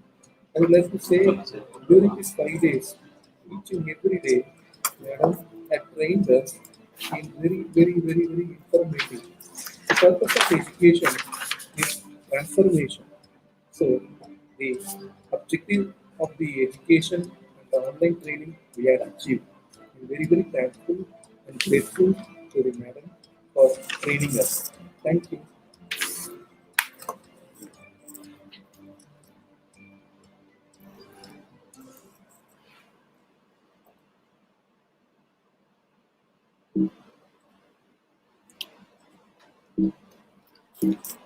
So during this time, Your machine learning algorithms. Okay, we have to learn from the data, whatever it has been given from. okay, participants. So you can now subscribe to my channel. Okay, whenever you find time, you can see to it that you'd be able to get the insights whenever I come online. You will get the details. Okay. So you said sound was not audible. At the end, was it audible? Yeah, feedback link will be shared by the end of the session. How to do cloud virtual lab? You can use the tool called CloudSim. Okay, you can use the tool CloudSim, and then you'll be able to work on with that. That we can plan it for a different session because I'm basically a researcher in cloud computing. Any other questions? Yeah, try to subscribe the channel. If you like the video, you can like the video, and you can share it with your friends, those who are in need also. So now we'll be starting with the session. By the end of the day, you'll be getting the e-certificates too. Don't worry about it. It's not about feedback and e-certificate.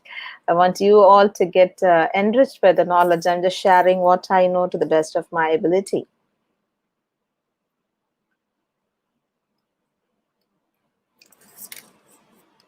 So any other queries you have, you can ask me in the chat boxes. So I'll be able to share it with you.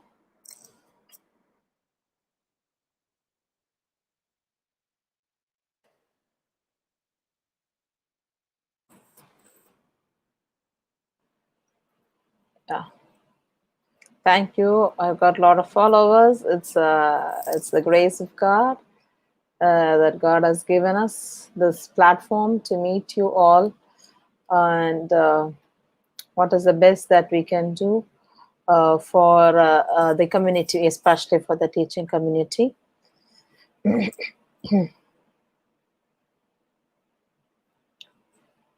So here in CIRF, we basically train teachers. Also, we provide internship for teachers, and also for students, and also work with companies. We also set up with G Suite for institutions.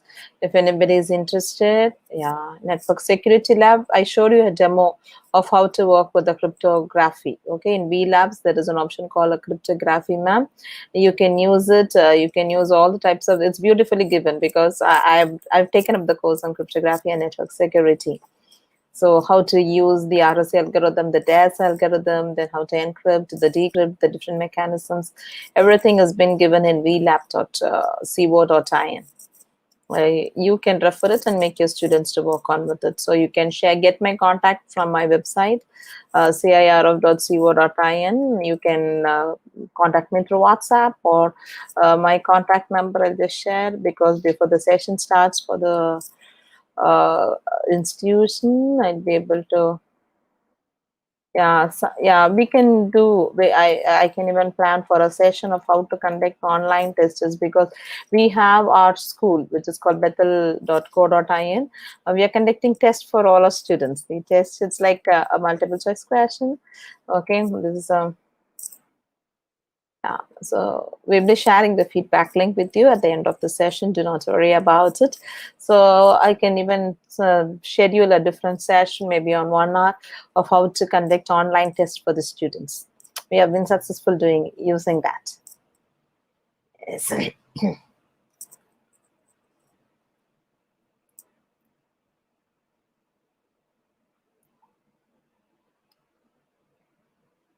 So probably we'll be starting with the session now.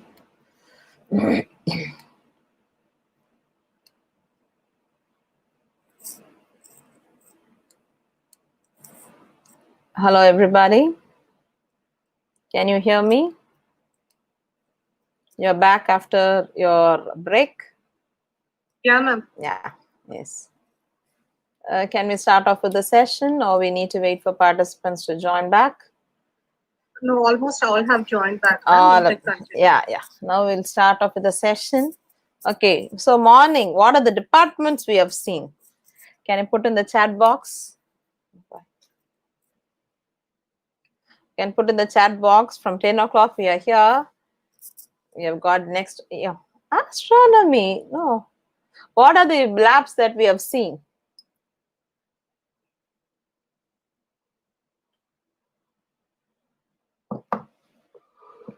ECE, is my voice not here? Is it clear? Somebody is saying no voice. Is my voice here? I've shared my screen. Chemistry, mechanical, thank you. ECE, CSE, mechanical, gates, electronics, digital electronics. Okay. Computer science, thank you, Akila ma'am. Yeah, voice is clear. Thank you, Manoj sir. So many different, so within, for the first 1.5 hours, you became versatile in different streams of engineering. Thank you, thank you, thank you. Thank you all. So just to imagine, because there are more than different number of viewers in YouTube. There's 110, and oh, it's more than 120. And here we have got like more than viewers around the world watching this on Virtual Labs. All right. How many of you are happy today? Yes or no? You should be true. You should be true. Yes, no, it's okay. Neither happy nor you're happy. Thank you, Samya ma'am. Yes, yes. So most of you are happy. If I ask you the question why you are happy, I don't know how many of you will answer the question. So I always feel happy because nowadays Saturdays becomes too tight for me, because even during this pandemic, I've delivered more than 40 plus lectures. Last Saturday, imagine I had 8 meetings. So today I've been lined up for 5 meetings. So this is the first meeting, and next I have to go and for the next 4 meetings for the day. Okay. I would like to thank God for giving this opportunity, because I would like to share just in 1 minute about my testimony, what happened in my life. Like 5 years before, the same day, okay, in May, June, and July, I became sick and below my hip nothing moved. I was hospitalized for 13 days. Then I came back and there was no movement below my hip on my hands. But doctor said I'll be on bed. But this after 5 years, they said I can move only through wheelchair. But it is the grace of God. God revived me by His grace, and now I'm walking. I'm sharing. I'm trying to do both devotional, spiritual, and training people. So it is the grace of God at this juncture. I would like to thank God. God is the one who opens doors and makes me busy, and I'm trying to share the best. What do I know, so that the teaching community could be uplifted. Thank you all for permitting me to share my testimony with you. God bless. Now this is very, very, very important time for you all. Okay, so it's a very important time for you all. Now how many of you heard this word called Praxi Labs? Yes, put in the chat session. Yes, no, type it no. Thank you, ma'am. No. Okay, so you're all new to it. I'm going to introduce you a new tool. Okay. And then I'm going to listen carefully after I do the experiment. Thank you so much of you have said no. It's a very, very interesting tool. It's a very interesting tool. You will enjoy it. Okay. This is the website of Praxi Labs. It helps you to conduct a science experiment anywhere you are, anywhere. It's a very good interactive ritual labs. This is developed using Unity as the tool. I have worked with the tools. Okay. I said, right, I'm a computer science engineer. So here you can use it for biology, for chemistry, or physics. Okay, for all these streams you will be able to use it. Okay, so first experiment I'm going to show to you. Where is my Praxi Labs? This is Labster. No, somebody asked for food science. I've taken some experiments for food sciences. Okay, so this is the website of Praxi Labs. Okay, listen carefully. Okay, you need to log in, and they provide you some set of 6. I've already logged in. Now you don't do it. I'll give you time. Okay, I'll give you time. So listen carefully. You can't see my screen. Is my screen not seen? I've shared my entire screen. Zoom viewers, can you just a minute?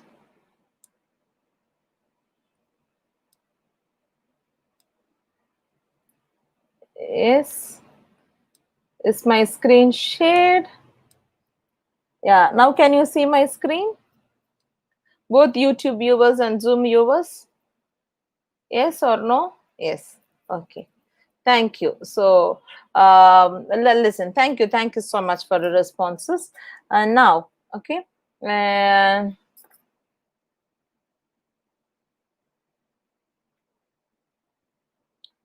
Human, always we make some errors, right? We always make some errors. Yeah, is my screen seen now? Okay, so this is the Praxi Lab. Okay, there freely they give for 6 experiments, and others you need to pay some amount. If your organization or if your institution wishes to pay, then you can use it. Okay, then you can use it.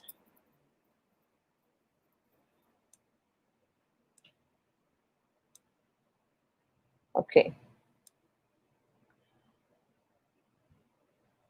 Yeah. Yes, ma'am. Yes, ma'am. Prabhavati, ma'am. So I'm going into the Department of Physics. Okay, don't do anything now. So I'm going to praxilabs.com, and this is the website I showed you, right? praxilabs.com. Then I registered using my own Gmail, your personal Gmail, you can use it. Okay, now I'll show you the first experiment, which is called free fall. Okay, I'm going to physics. They are giving 6 experiments free, and other experiments you need to pay for it. Okay, so I'm just going into physics. I'm going to click the free fall.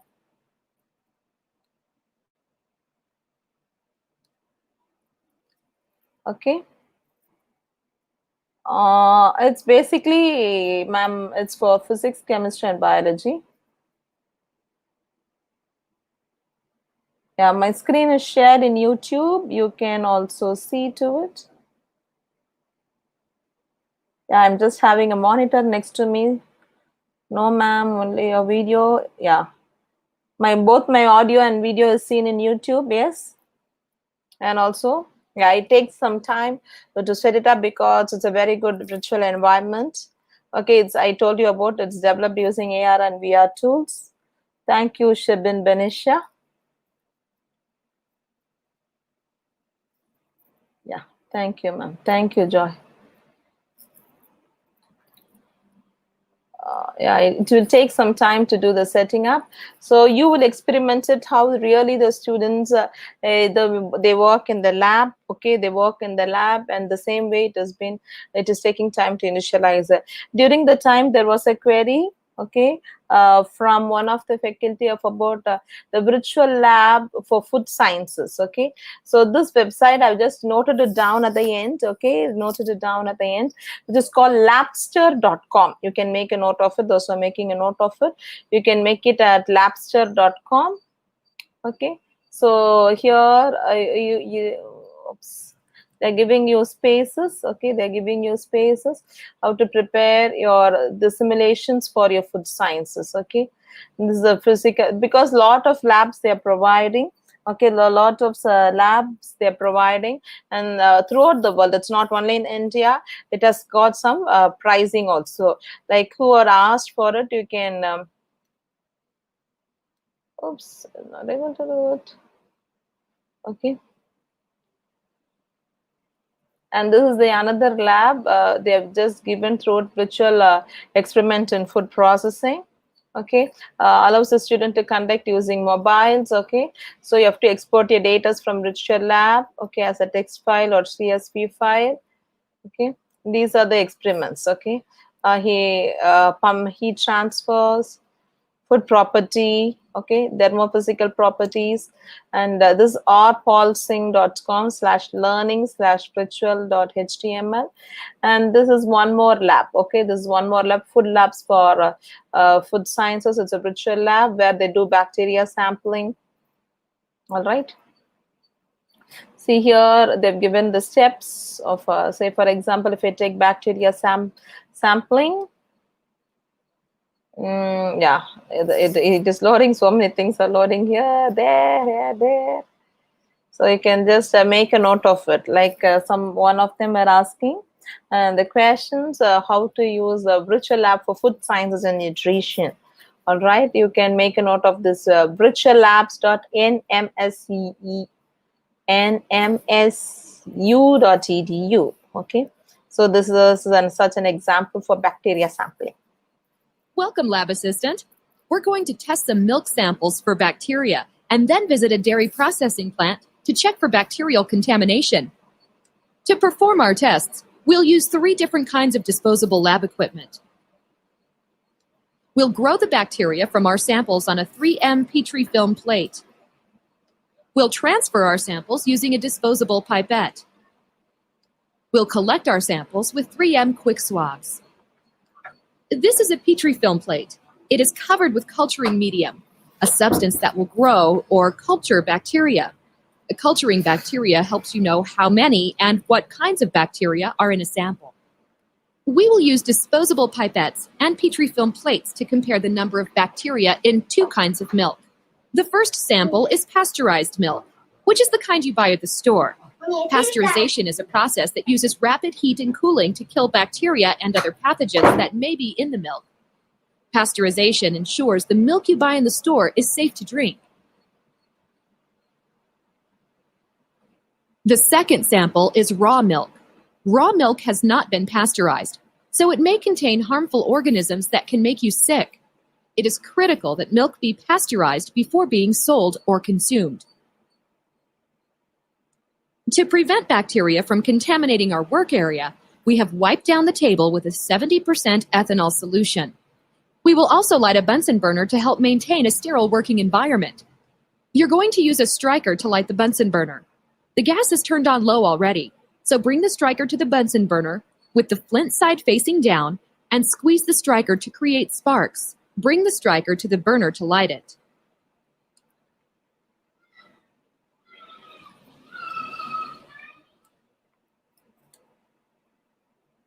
Let's label our first Petri film plate.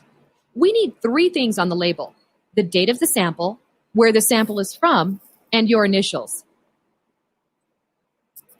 Go ahead and write your initials in the blank area provided for labeling.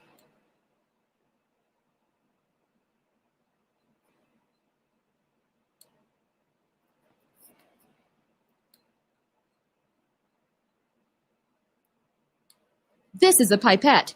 It is used to collect a measured amount of liquid. There are many different types of pipettes, but for this test you will use a disposable pipette. Drag the disposable pipette to the milk to collect 1 milliliter of fluid. Peel back the top film on the Petri film plate so you can pour the sample.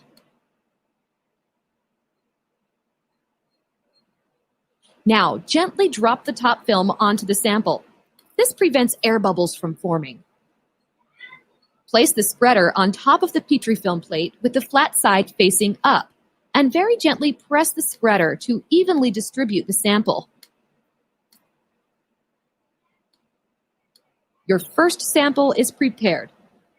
Now the Petri film plates are ready to incubate.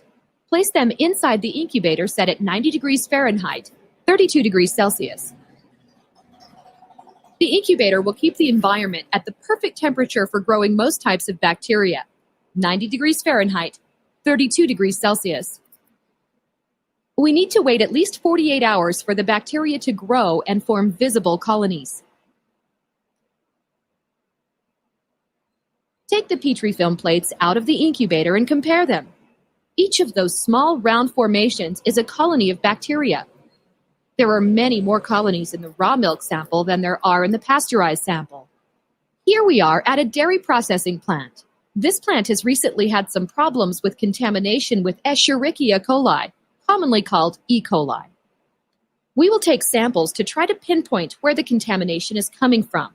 It is probably coming from either the tank where milk is stored before processing or the tank where pasteurized milk is stored before it's packaged into cartons. We will collect our samples using this 3M quick swab. Before milk is pasteurized, it is held in this refrigerated storage tank.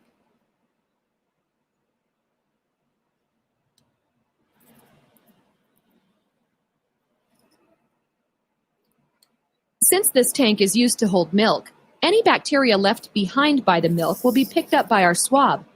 Let's collect a sample from the inside of the tank. The inside of this tank is dry, so we will need to use the wet swab method. Using a wet swab on dry surfaces helps to collect all the bacteria from the surface. Start by breaking the reservoir on the 3M quick swab.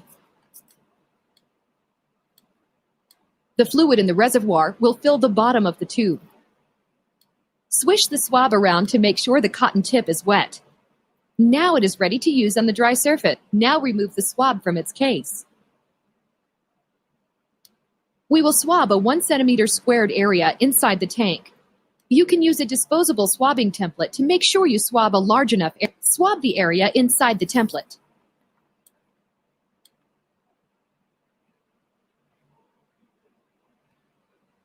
Now that you've obtained a sample, place the swab back into the case, close it tightly, and swirl it to suspend the bacteria throughout the solution. Label your first sample. We need 3 things on the label: the date of the sample, where the sample was collected from, and your initials. Go ahead and write your initials in the blank area provided for labeling.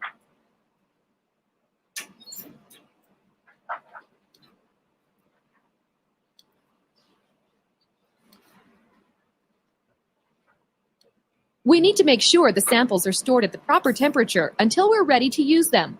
Let's put this into a cooler to keep it at the right. Our second storage tank holds pasteurized milk before it's packaged into cartons. For the dry swab method, don't break the reservoir.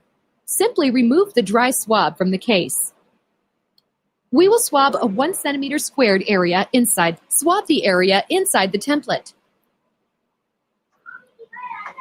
Now that you've swabbed the area, place the swab back into the case and close it tightly. Now break the reservoir. The liquid will keep the bacteria alive until we get back to the lab. Swish the swab around to suspend the bacteria throughout the solution. For the second sample, we will need the same 3 things on the label. Go ahead and write your initials in the blank area provided for labeling. So it goes on like This this. sample is ready to go into the cooler. We've collected our samples and we're ready to go back to the lab. Since here at the lab, we can test our samples for any signs of E. coli. You're going to use a striker to bring the striker to the burner to light it. Yeah, it's lighted. We're going to need our 3M quick swab samples from the plant. And did you notice that these Petri film plates are different from the first 2 we used? Yes. These have an up. Start by labeling the backside of your first Petri film plate. We will need the date of the sample, where the sample is from, and your initials. Once again, write your initials in the blank area provided for labeling. Pick the sample from the pasteurized milk storage tank.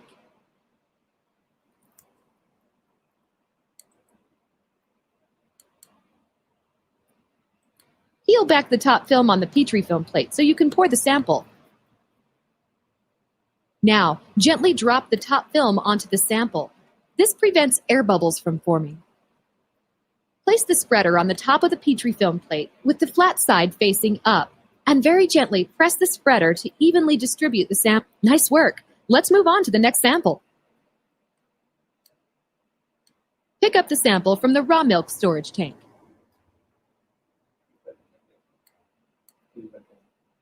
Doreen better. Label the backside of your second Petri. Go ahead and write your initials in the blank area to the right of the label.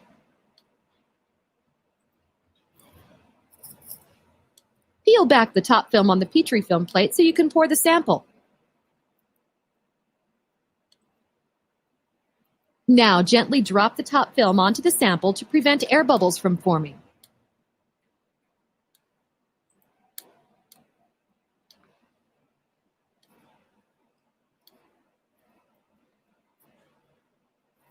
Place the spreader on top of the Petri film plate with the flat side facing up, and very gently press the spreader to evenly distribute the sample. Now your Petri film plates are ready for the incubator. Now wait 48 hours to let the cultures grow. Sometimes the sample will only have a few colonies on it. Sometimes there are so many colonies present that the area of the sample on a Petri film is about 20 centimeters squared. To get an estimate of the number of colonies, pick a square in the middle of the sample area. Count the number of colonies in the highlighted square. 2, 3. You also count along with me. 1, 2, 3, 4, 5, 6, 7, 8, 9, 10, 11, 12.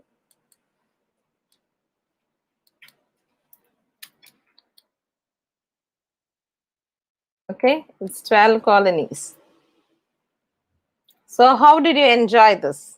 Is your questions being answered? Okay, about the virtual labs, they asked from the food science department. I don't belong to food science, but just I listened to it and I was trying to demonstrate how they're able to find the bacteria in both raw milk and pasteurized milk. You all enjoyed? Yes, no, no, yes? Can I get some answer? You have done an experiment, 48 hours. We didn't wait for 48 hours. But yeah, thank you, Srisha ma'am. Thank you for your good feedback. Okay. So about the session. So now we will move on to the proxy labs. From now food science lab, you're moving into a praxi labs. Okay. So do you remember what is the experiment I chose in this? Let me try to find. How many of you remember in praxi lab what experiment I chose to do? Thank you, Rupashri ma'am. You're really intelligent. Yes, it's the free fall from the physics. Okay, you free fall. Now we are going to experience it. Okay, now we are going to experience it. You click on English. Okay, then here you can see the results. Okay, you can record it and you can also show your results. Now I'm going to do it and then you are all going to do it along with me after I complete. So in this experiment, what we are going to do, we are going to find the earth gravitational acceleration constant using an object in free fall. It's an experiment in physics. So first we are trying to tell what is an objective of this lab experiment. So here in this free fall experiment, we are going to find earth gravity. You know, if I'm dropping a pen down, can you see I'm dropping a pen down? Okay, if I'm dropping a pen down, it is because due to the gravity. So during this experiment, I'm going to find an earth's gravity acceleration constant using an object in a free fall. I'm using a pen. Pen is an object. I'm just using it for free fall method. Okay, but I cannot measure it. Okay, I cannot measure it, but I can just show a demonstration. But labs or experiment, see, do you remember what are the three types of simulation? The first is simulation based that we have seen.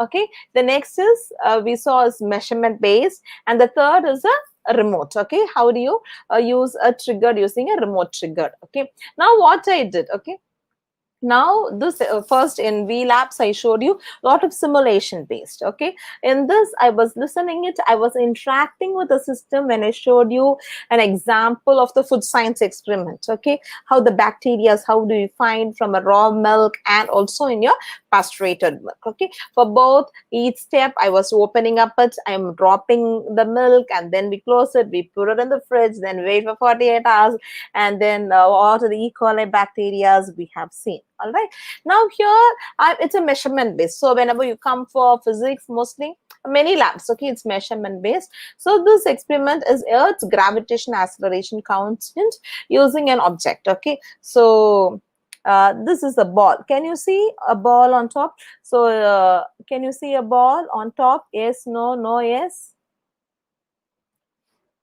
yes. Can you see a ball here? I'm rolling my mouse. Thank you, Shakti ma'am. Others? Zoom. Yes, okay. Now listen carefully. There is a button on top. Okay, this is totally the length is 100 centimeter. There is no time. Okay, I will move this and keep somewhere else. Okay, okay. The timing is 0. Okay, the ball is kept on top. Now I'm going to click this on. Okay, listen carefully. When I click it on, the ball falls and the time is 45. Okay, again I keep the ball on top. Okay, once it is done, I have to record the data. I am recording the data. So first, we don't do it for free fall for one method. The next time, okay, I can also record it. I can move this. Okay, I can move this to some space. And again, now the value is reduced. Now I'm recording. I'm going to keep it at 10 centimeter. Then I'm going to record the data. Now I'm going to have it somewhere around 60s. Free fall.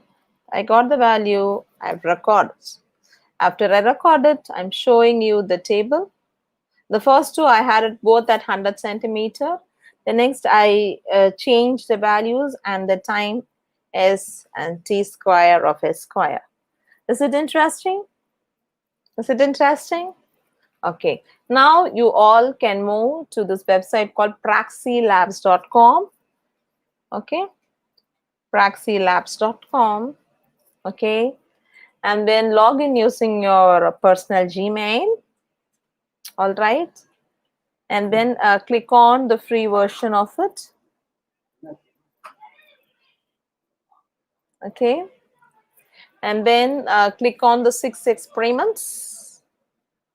Go to physics department. Select on the free fall experiment. Select on the free fall experiment. After we select the free fall experiment, try to, okay, and then you get this, you bring the ball on top, click it on, the ball falls, then you click the record data, then move the height to different space as completed. And after I complete everything, I can download it as a CSV also. So once I complete all my experiments of different trials, I'm using a Mac operating system, so it opens in numbers. For you, if you download a CSV, it will open as an Excel file.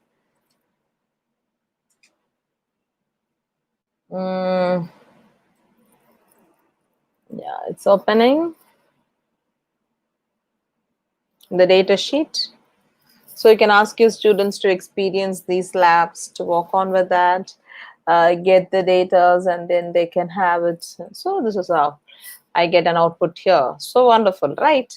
Even without going to lab, okay, without going to lab, I'm able to run in the experiment and make tabulate my results. Are you all trying it? I'll wait for 2 or 3 minutes. Once you've tried, you can type, yes, I tried the free fall experiment. Is it interesting?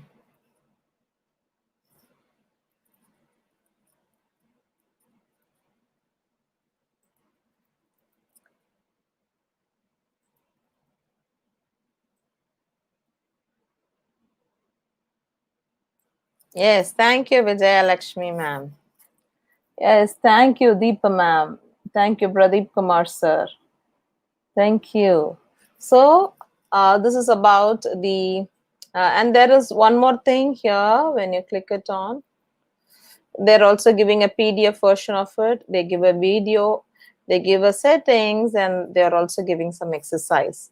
In the free fall, the object falls at constant speed or with constant acceleration, or whatever it is. Okay, you can answer the questions. Okay, some exercise and from enrichments are also given. This is all about the free fall method. Thank you, Padmanabhan sir. It is rather interesting. Now, how many of you remember this Boyle's law of gas?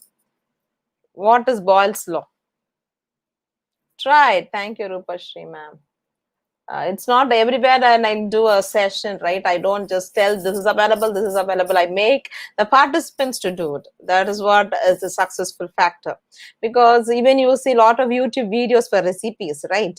So it will all come out well, but only when we try it out, we really know whether it works or not. So whenever I go for online classes or offline sessions, I prefer for the hands-on session, so you will experience it. Learning is such a wonderful thing. Okay, so in a brain there are a lot of connection that happens. So today or the 3 hours you would have learned so many things. When you learn things, there is a connection that happens in your brain which is called synaptic connection. Okay, some of you are biology people and you know it. This is a strengthful factor for you. Okay, it's a strengthful factor. So I'm very happy to see many of you are trying it and you're responding it. Always whenever teachers, you learn something, it is really worth the living. Okay, it's worth the living through you. Many students, can we use 2 labs simultaneously? Yes, a number of labs you can use it. Now the lab is getting prepared. How many of you remember Boyle's law? Any physics people here? Mass is inversely proportional to the volume. Thank you, Rupashri ma'am. So PV is equal to RT. Thank you. See, I'll tell you one simple example. So pressure is inversely proportional to the volume. Okay. When the pressure is high, the volume is less. When the pressure is low, the volume is more. Okay. The best example I'll tell to students for Boyle's law. Imagine the student's mind strain during the examination. Okay, the stress is more, but this usually the students will be in one place. They don't go out, they don't move around places. Students, those who learn, they keep learning. They are focused on their exams. Okay, when the pressure is more, the volume is less. Imagine the same students when the final exams are over, they roam everywhere in the world. Because of lockdown, now you cannot roam. Okay. So when there is no pressure, the volume is more because they move around every place. So I always say this example when I think about Boyle's law. When the exam pressure is there, and also imagine yesterday we got our standard 11 results, okay, for Tamil Nadu people. Okay. So when the pressure is more, yesterday we are conducting some online classes, okay, for students. Okay. That time during yesterday we had day before yesterday we had a lot of students for the online classes, right? So because tomorrow is the result. So whenever you think when the pressure is more, the volume is less. Okay. When the pressure is less, the volume is more. So we are going to see about the Boyle's law. Okay. We are going to see about Boyle's law, how it works. Okay. Yeah, thank you, biology, Bhagavati ma'am. Okay. So you can also same thing, you can record your results. That we use a J-shaped tube of area of 1 centimeter, a gas volume of 20 ml, okay, is trapped in the closed end of the tube under constant temperature. The temperature is constant. We are going to change the pressure of the gas by raising and lowering the tubes. Okay, I'm going to show you by raising and lowering the tubes. All right. So this tube, it moves up and down. First, I'll keep it equal. Then I can record my data. Then I'm lowering it. And then I'm moving it on high. Now I can show the table. So can you see? So, and what volume? And I can higher it. Then record the value. Then lower it. Record the value.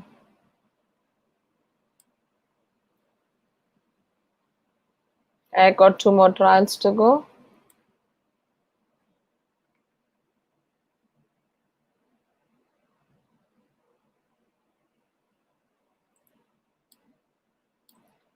So you can see, and the volume is higher, it's low, it's low, it's higher. So again, I can get it as a data sheet.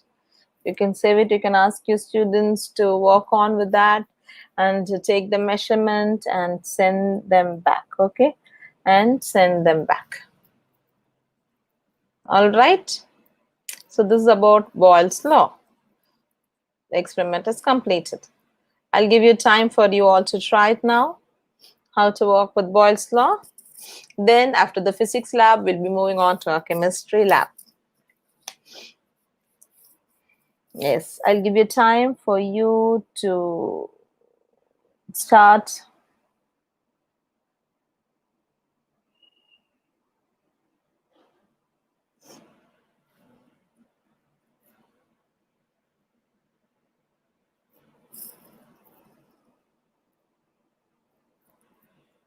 They're asking the timing for the afternoon.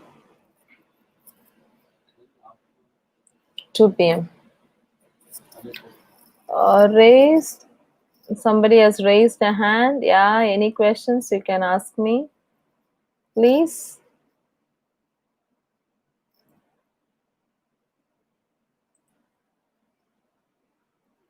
Yes, sir, you can ask the question or post your questions in the chat box.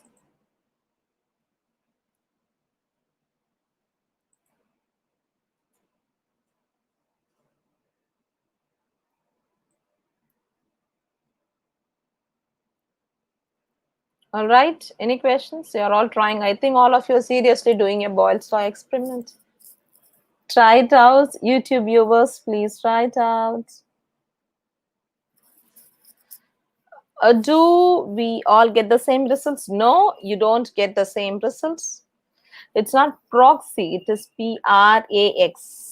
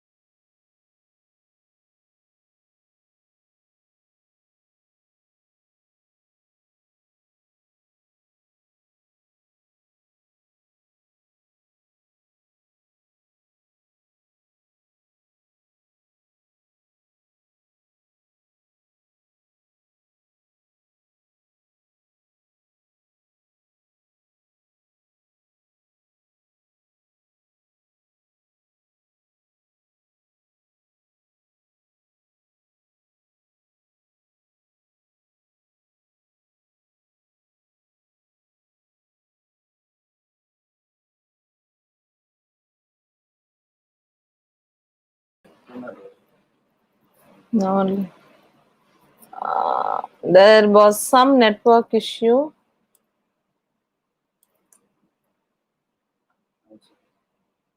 Now it's okay. Just give me 2 minutes.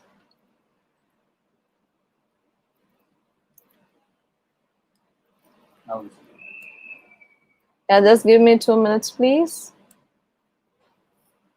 There was some network issue. Sorry for the delay. It always happens, right? We should always, I always say to people, expect the unexpected. And when you come to... This meeting is being recorded. Sorry, there was...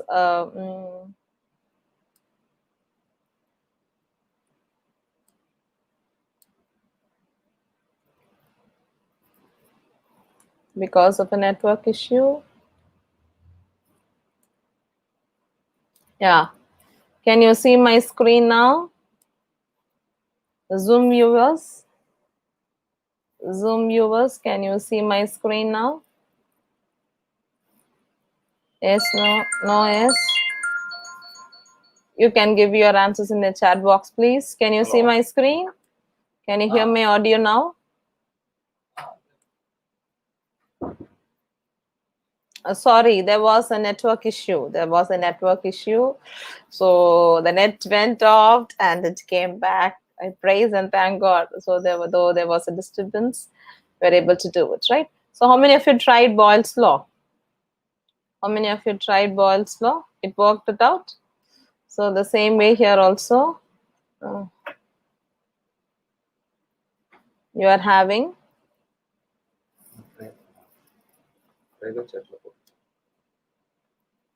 okay.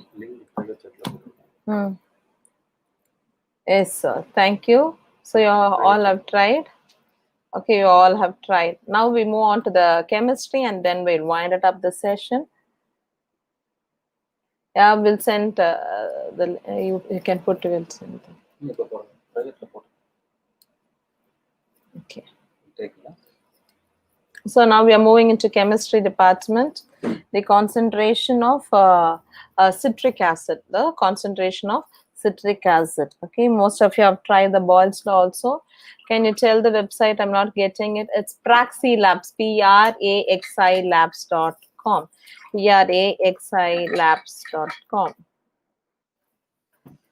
So I can share the YouTube link of the session also to the Zoom viewers if you want to watch it after the session. Okay. The data, these algorithms should keep on running on. Okay. There is a lot of session in my thing. Yeah, organic experiments. I'll show you a little. We'll see how the time it goes, and accordingly, I'll be sharing it. Okay. So, because some of them have asked it, I'm just sharing the link alone. Okay, I'm sharing the link alone. Before the Praxi Labs get set ready for the citric acid, okay, experiment. Oops, I don't want this to happen.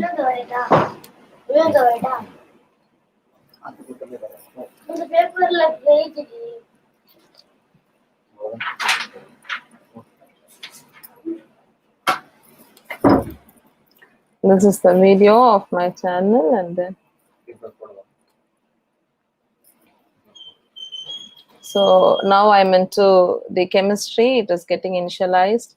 So hopefully you have taken the lab for the food science. It's virtual labs, and then justface.com or paulsing.com, labster.com. Okay, so these are some experiments that I showed you. Others all, the first session I showed you is all about the vlabs.co.in. That is an initiative from our government of India. Almost all the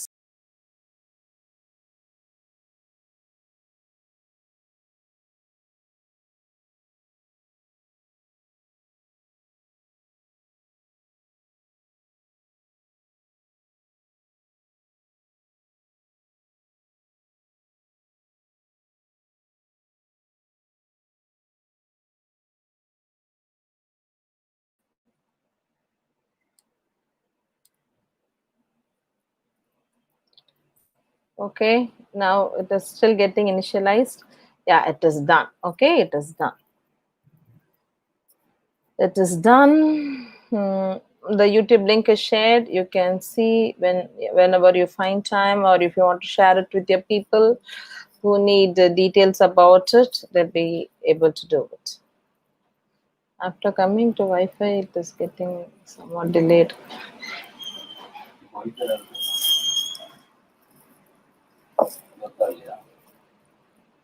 It's getting slower. Yeah. Yes, it takes time because they have done using it. So a different tool, so it takes time. Let me turn off my Wi-Fi and check whether it works.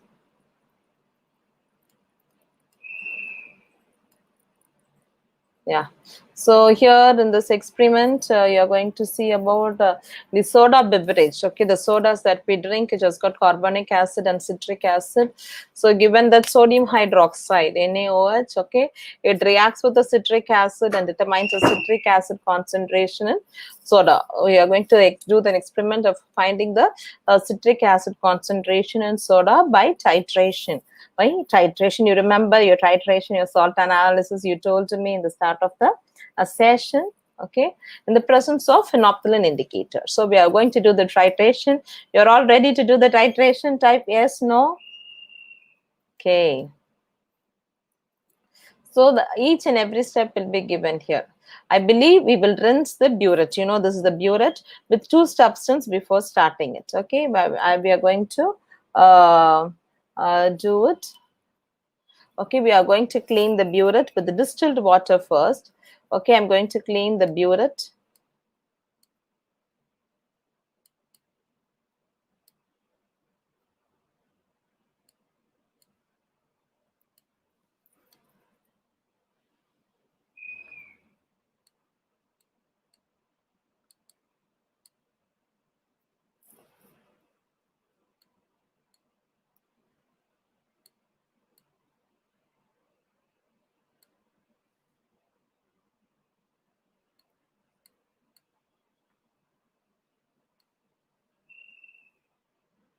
So I can move like an lab here.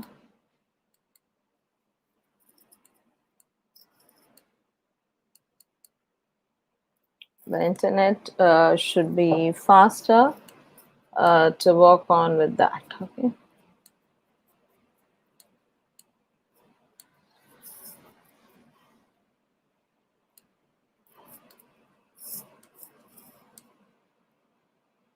Yes.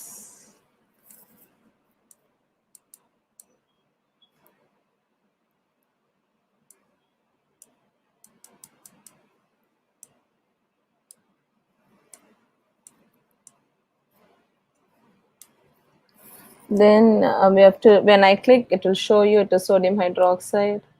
It is the phenolphthalein, it's the 7-Up, the soda. It's the water.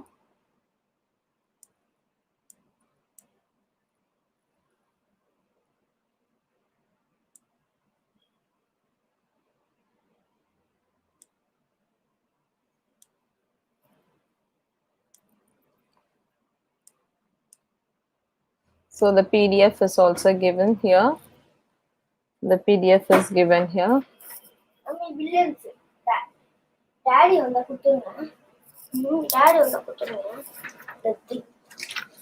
So how the component HCl plus NaOH, so NaCl, and then how the aprotic acids, polyprotic acids, they work, diprotic.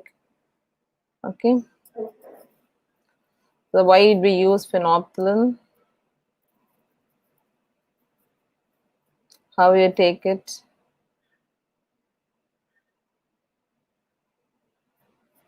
The change of phenolphthalein according to the medium. The objective is to find the acid in soda beverages. Okay, an understanding of neutralization, the acid base, titration, what are the chemicals, what are the solvents, what are the glasswares, the pipettes, the burette, the bulb, the plastic bottles. Okay, what are the tools that we use, the apparatus required. So what are the reagents for this experiment? All right. To wash the burette with distilled water. Okay, twice with the NaOH solution once. And then what do we fill the burette with NaOH? Okay, and then we have to keep the starting position.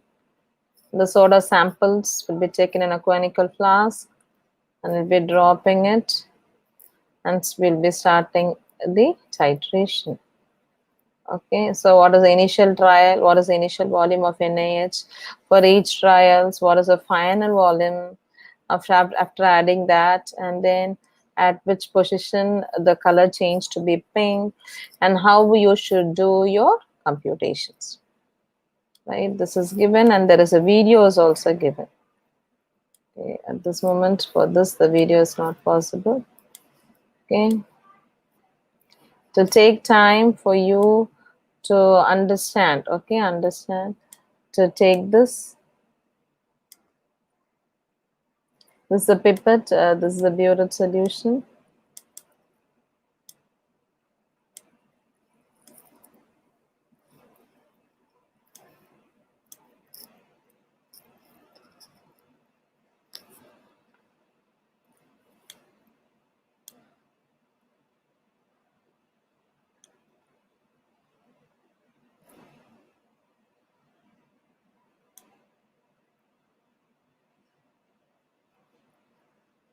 I need to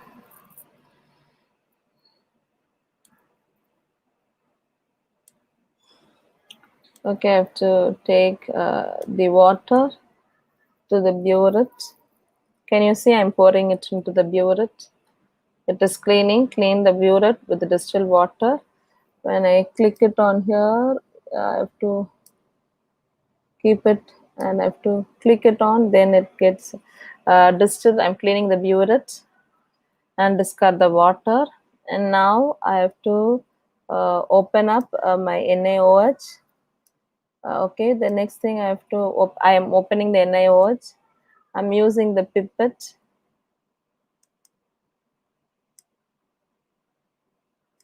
Or I can take the conical flask. So not the conical flask, the funnel. I'm now cleaning it with the NaOH. I'm closing the NaOH.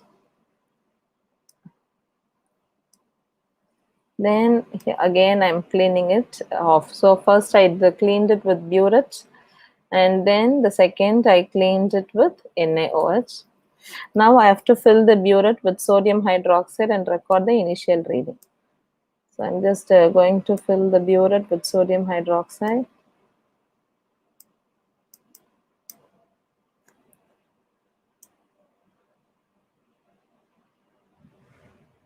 Yeah, I'm taking some initial readings. I have to close it. I believe we must use. So I have to take 25 ml of soda. So I have to take how much ml? I'm going to give here 25 ml in my pipette. I'm going to take from my soda. Just, yeah. And then I'm pouring it into a conical flask. So I give my values here. I go to my 7-Up. I have taken it and I poured it into my. So now I'm going to keep this.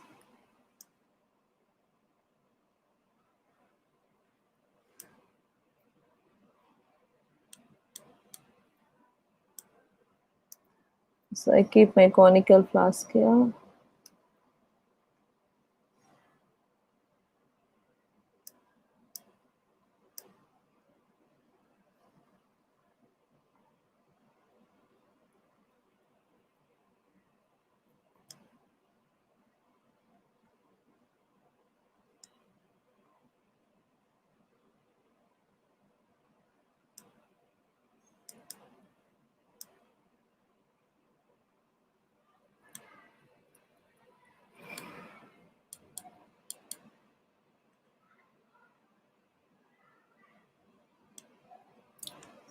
The remaining I have to pour it into the dustbin. It seems we must add 1 or 2 drops of the solution now. Okay, so phenolphthalein.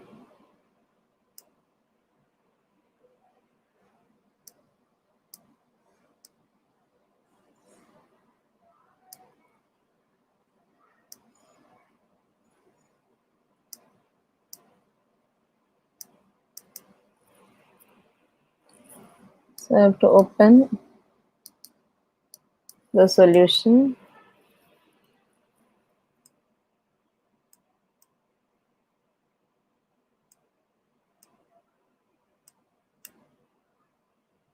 I'm taking the solution.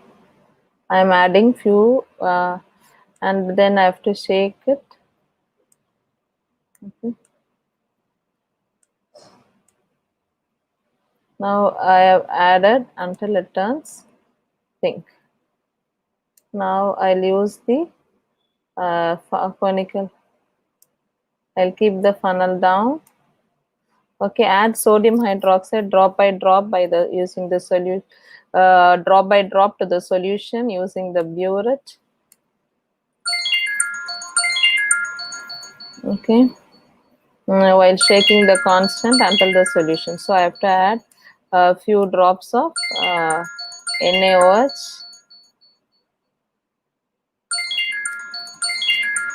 So I'll keep the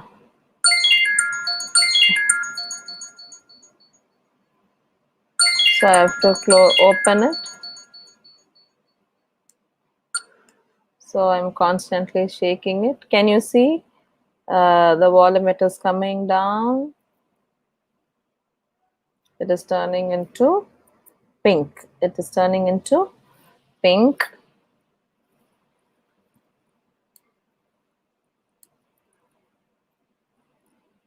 Yeah, it is done. So my reading is 24. Now we have to enter the reading into the observation table. Make sure the readings before closing. So it is 24. So initially how much value I've taken for NA, I don't know, then it's 24 or whatever it is. Then I have to make a trial of it. Then I can go for the next trial. Likewise, I can do the titration. So using this titration, I showed you how to take first the step, how to clean it, okay, how to clean the pipette, burette using the water and then using NaOH, okay, and then after I do that, after doing with the NaOH, and then I added the NaOH into it, and then I took the soda, then we added phenolphthalein solution, then I titrated with the sodium hydroxide, and once it is done, when the color turns pink, I stopped it, and then I took the value of it. Okay, I took the value of it. So this is how you can do the titration process. You can do the titration process using PraxiLab, and there is much more to do also, but now we have reached the end of the session. So we started by 10 o'clock and we moved into different tools. So first I told you about what is augmented reality, and I told you about virtual reality. Okay, and then we moved on into how to work with the V labs, the electronics lab, the gates we worked, and then we went into computer science. Like even for chemistry, I've got DNA extraction, the gel electrophoresis of DNA is available. Okay, then you'll be able to get it. The chemistry we saw about it. You can also do the standardization of potassium permanganate because we don't have time, and showed you about free fall and Boylston and PraxiLab. And in addition, I showed you about the food sciences. Okay, you remember what experiment did we see in food sciences? Can you give me your answers in the chat box, please? What is the experiment that we did for the food science? You're all there with me? Yes, no, no, yes. Let me wait for your answers.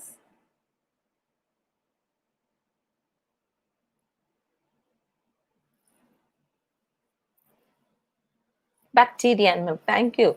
Soumya ma'am, you're the fastest of all. Okay. Yeah, bacterial contamination. Yeah, Rupashri ma'am, you're very specific, Dr. Rupashri. In both pasturated milk and raw milk we saw, and then we saw about the data structures, how to work for bubble sort. Then we saw about cryptography, encryption using DES algorithm for computer science. And then we saw about image processing, the histogram. Do you remember I showed you the pictures about it? And then I showed you more all about then I didn't have time for natural processing. Even communication lab is also available. And then I showed you about some different tools. And then we became into praxi labs, where I showed you about how to work for physics, chemistry, and biology. All right. And then it's a very good interactive tool. These are I had time to show you. Okay, there are certain questions here. Okay, let me go to it little afterwards. Okay, yeah, some of you have given answer. Thank you so much. Okay, so moving on to my presentation. Yeah, I'll move on to my presentation. Yeah, bacterial isolation that we have seen. And then we saw about Boyle's law, how to work with Boyle's law, the free fall. And then only this, we didn't have time for potassium permanganate. Okay, DNA extraction, Agrosdale electrophoresis is also available in this. Okay, oh, we don't have time. There's another beautiful tool which is called CK12. Okay, if you are some school teachers, okay, school teachers, yeah, these organic labs are available in V labs.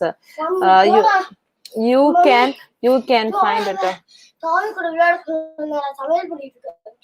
Okay, we are doing it. Yeah, the class videos, please. Yeah, in chemical labs, in chemical sciences. Okay, in chemical sciences, you have the chemistry lab, organic chemistry lab, ritual laboratory lab is available.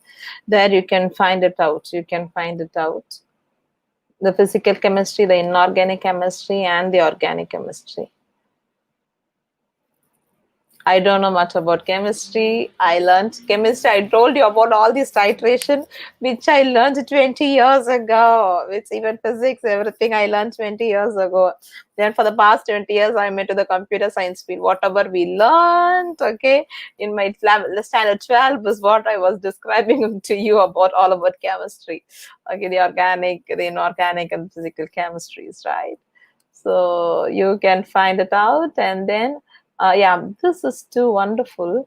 Yeah, about the consonants. Okay, a lot of libraries. Some of you are asking about this. Okay, yeah, you can work on this for English, right? I can show you quickly for the next 2-3 minutes. I'll show you this. Yeah, YouTube viewers, you can always see this video. It's always available in my channel.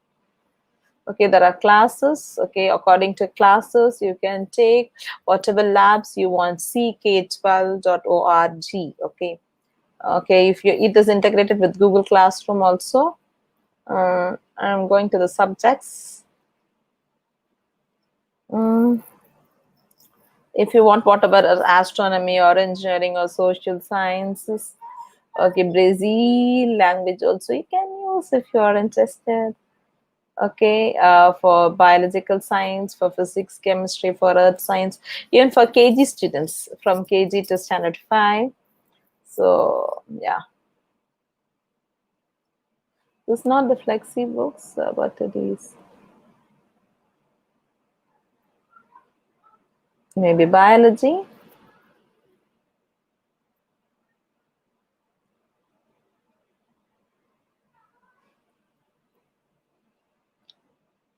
Or English, it taking some time. So the students can learn about the concepts, and labs were also available. Say for example, when I go for physical science, okay, physical science, okay, physics or chemistry, okay, if I want to learn about the rocket, not flexibooks, K12 interactive.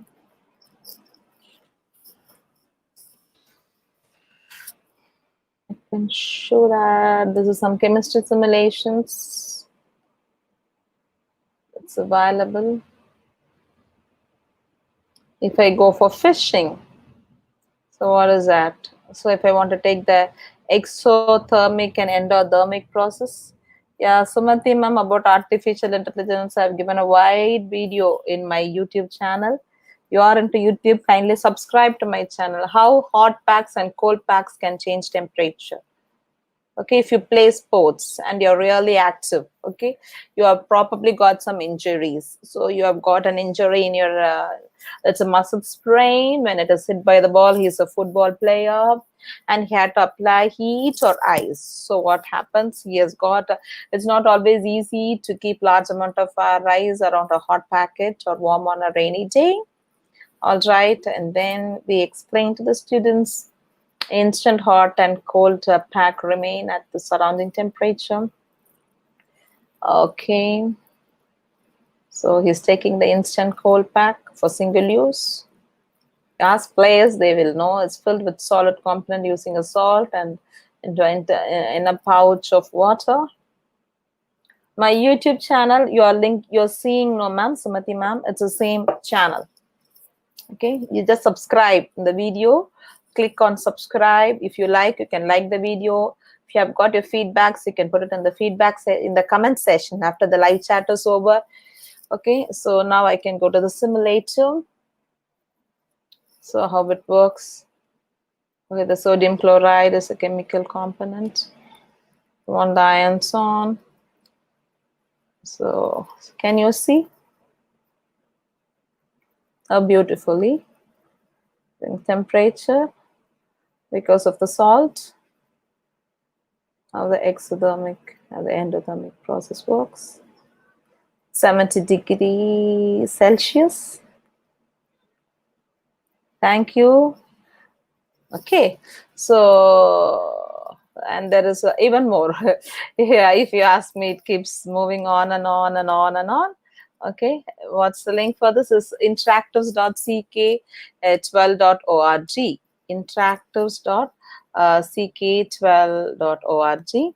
So I've shared my YouTube link to both the Zoom viewers and also to, yeah, I will share the link. You want for physics simulations? I'll share it for everyone in the meeting. Okay.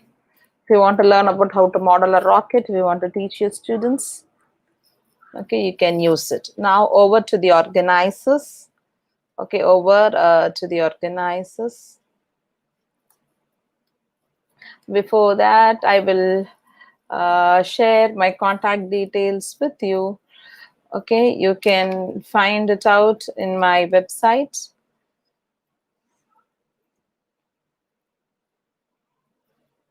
You want to contact me, you can contact me for any further queries to the best of my ability. So my company's website is cirf.co.in. So this is my website, and I've got all the list of, I still need to update a few 5 to 6 videos of talks that I've given during this pandemic. So you can click it on and you can go and see, and you can also see my YouTube lectures here. How to, when you click it on, you will be getting it. Okay. So for what are the institutions, whatever I've done, when you click, it will go take you directly to the YouTube link. So this is possible. Okay, and I've shared my contact details. So you can come to my website. My mobile number is 900-30-21355. And my mail ID is Doreen, CIRF@gmail.com. In my YouTube, in the description, I've given all the details. And we train a lot of, during this pandemic, we have trained doctors, engineers, to faculties and lawyers also, those who are into the teaching profession, but digital classroom. So this is about the classroom course that we conduct. We also conduct courses on data sciences and machine learning and artificial intelligence. So thank you all for joining. Over to the organizers. Thank you, ma'am. Thank you for such a nice and elaborate lecture on virtual labs, ma'am. Thank you. You have covered almost all the disciplines of sciences, ma'am. Thank you. It's our pleasure to have you with us today, ma'am. Now I request Dr. Manasa madam to propose the formal of thanks.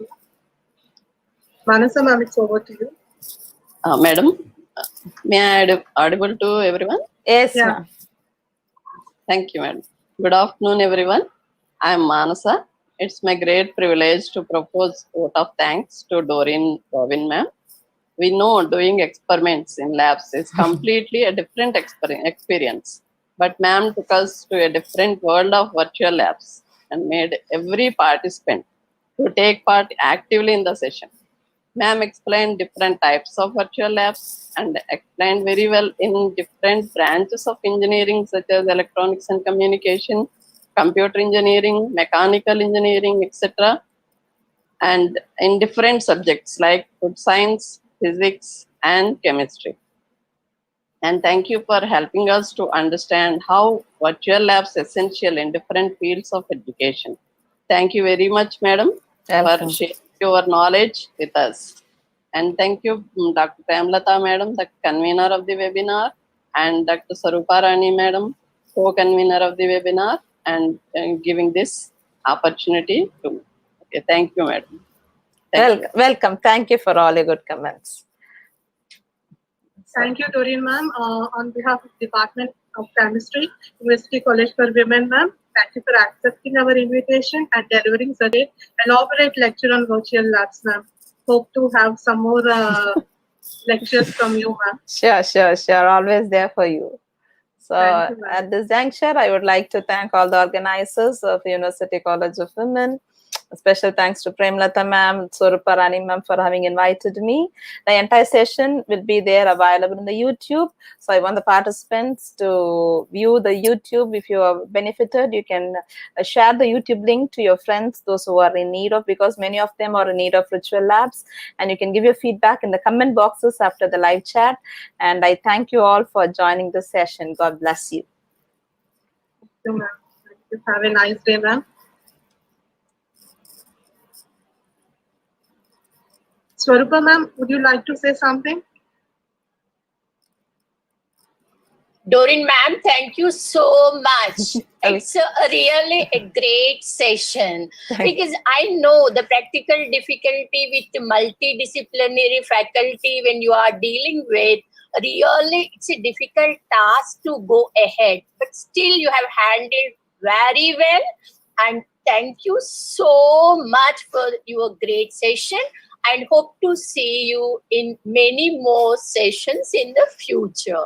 Okay, ma'am. Thank you so much. Welcome, ma'am. Welcome for the opportunity that you've given, through which many people are being benefited. Thank you so much. Once again, thank you so much, ma'am. Welcome, ma'am. Thank you all. Bye-bye. Yeah, bye. Take care, ma'am. Sure, ma'am. Thank you. Welcome.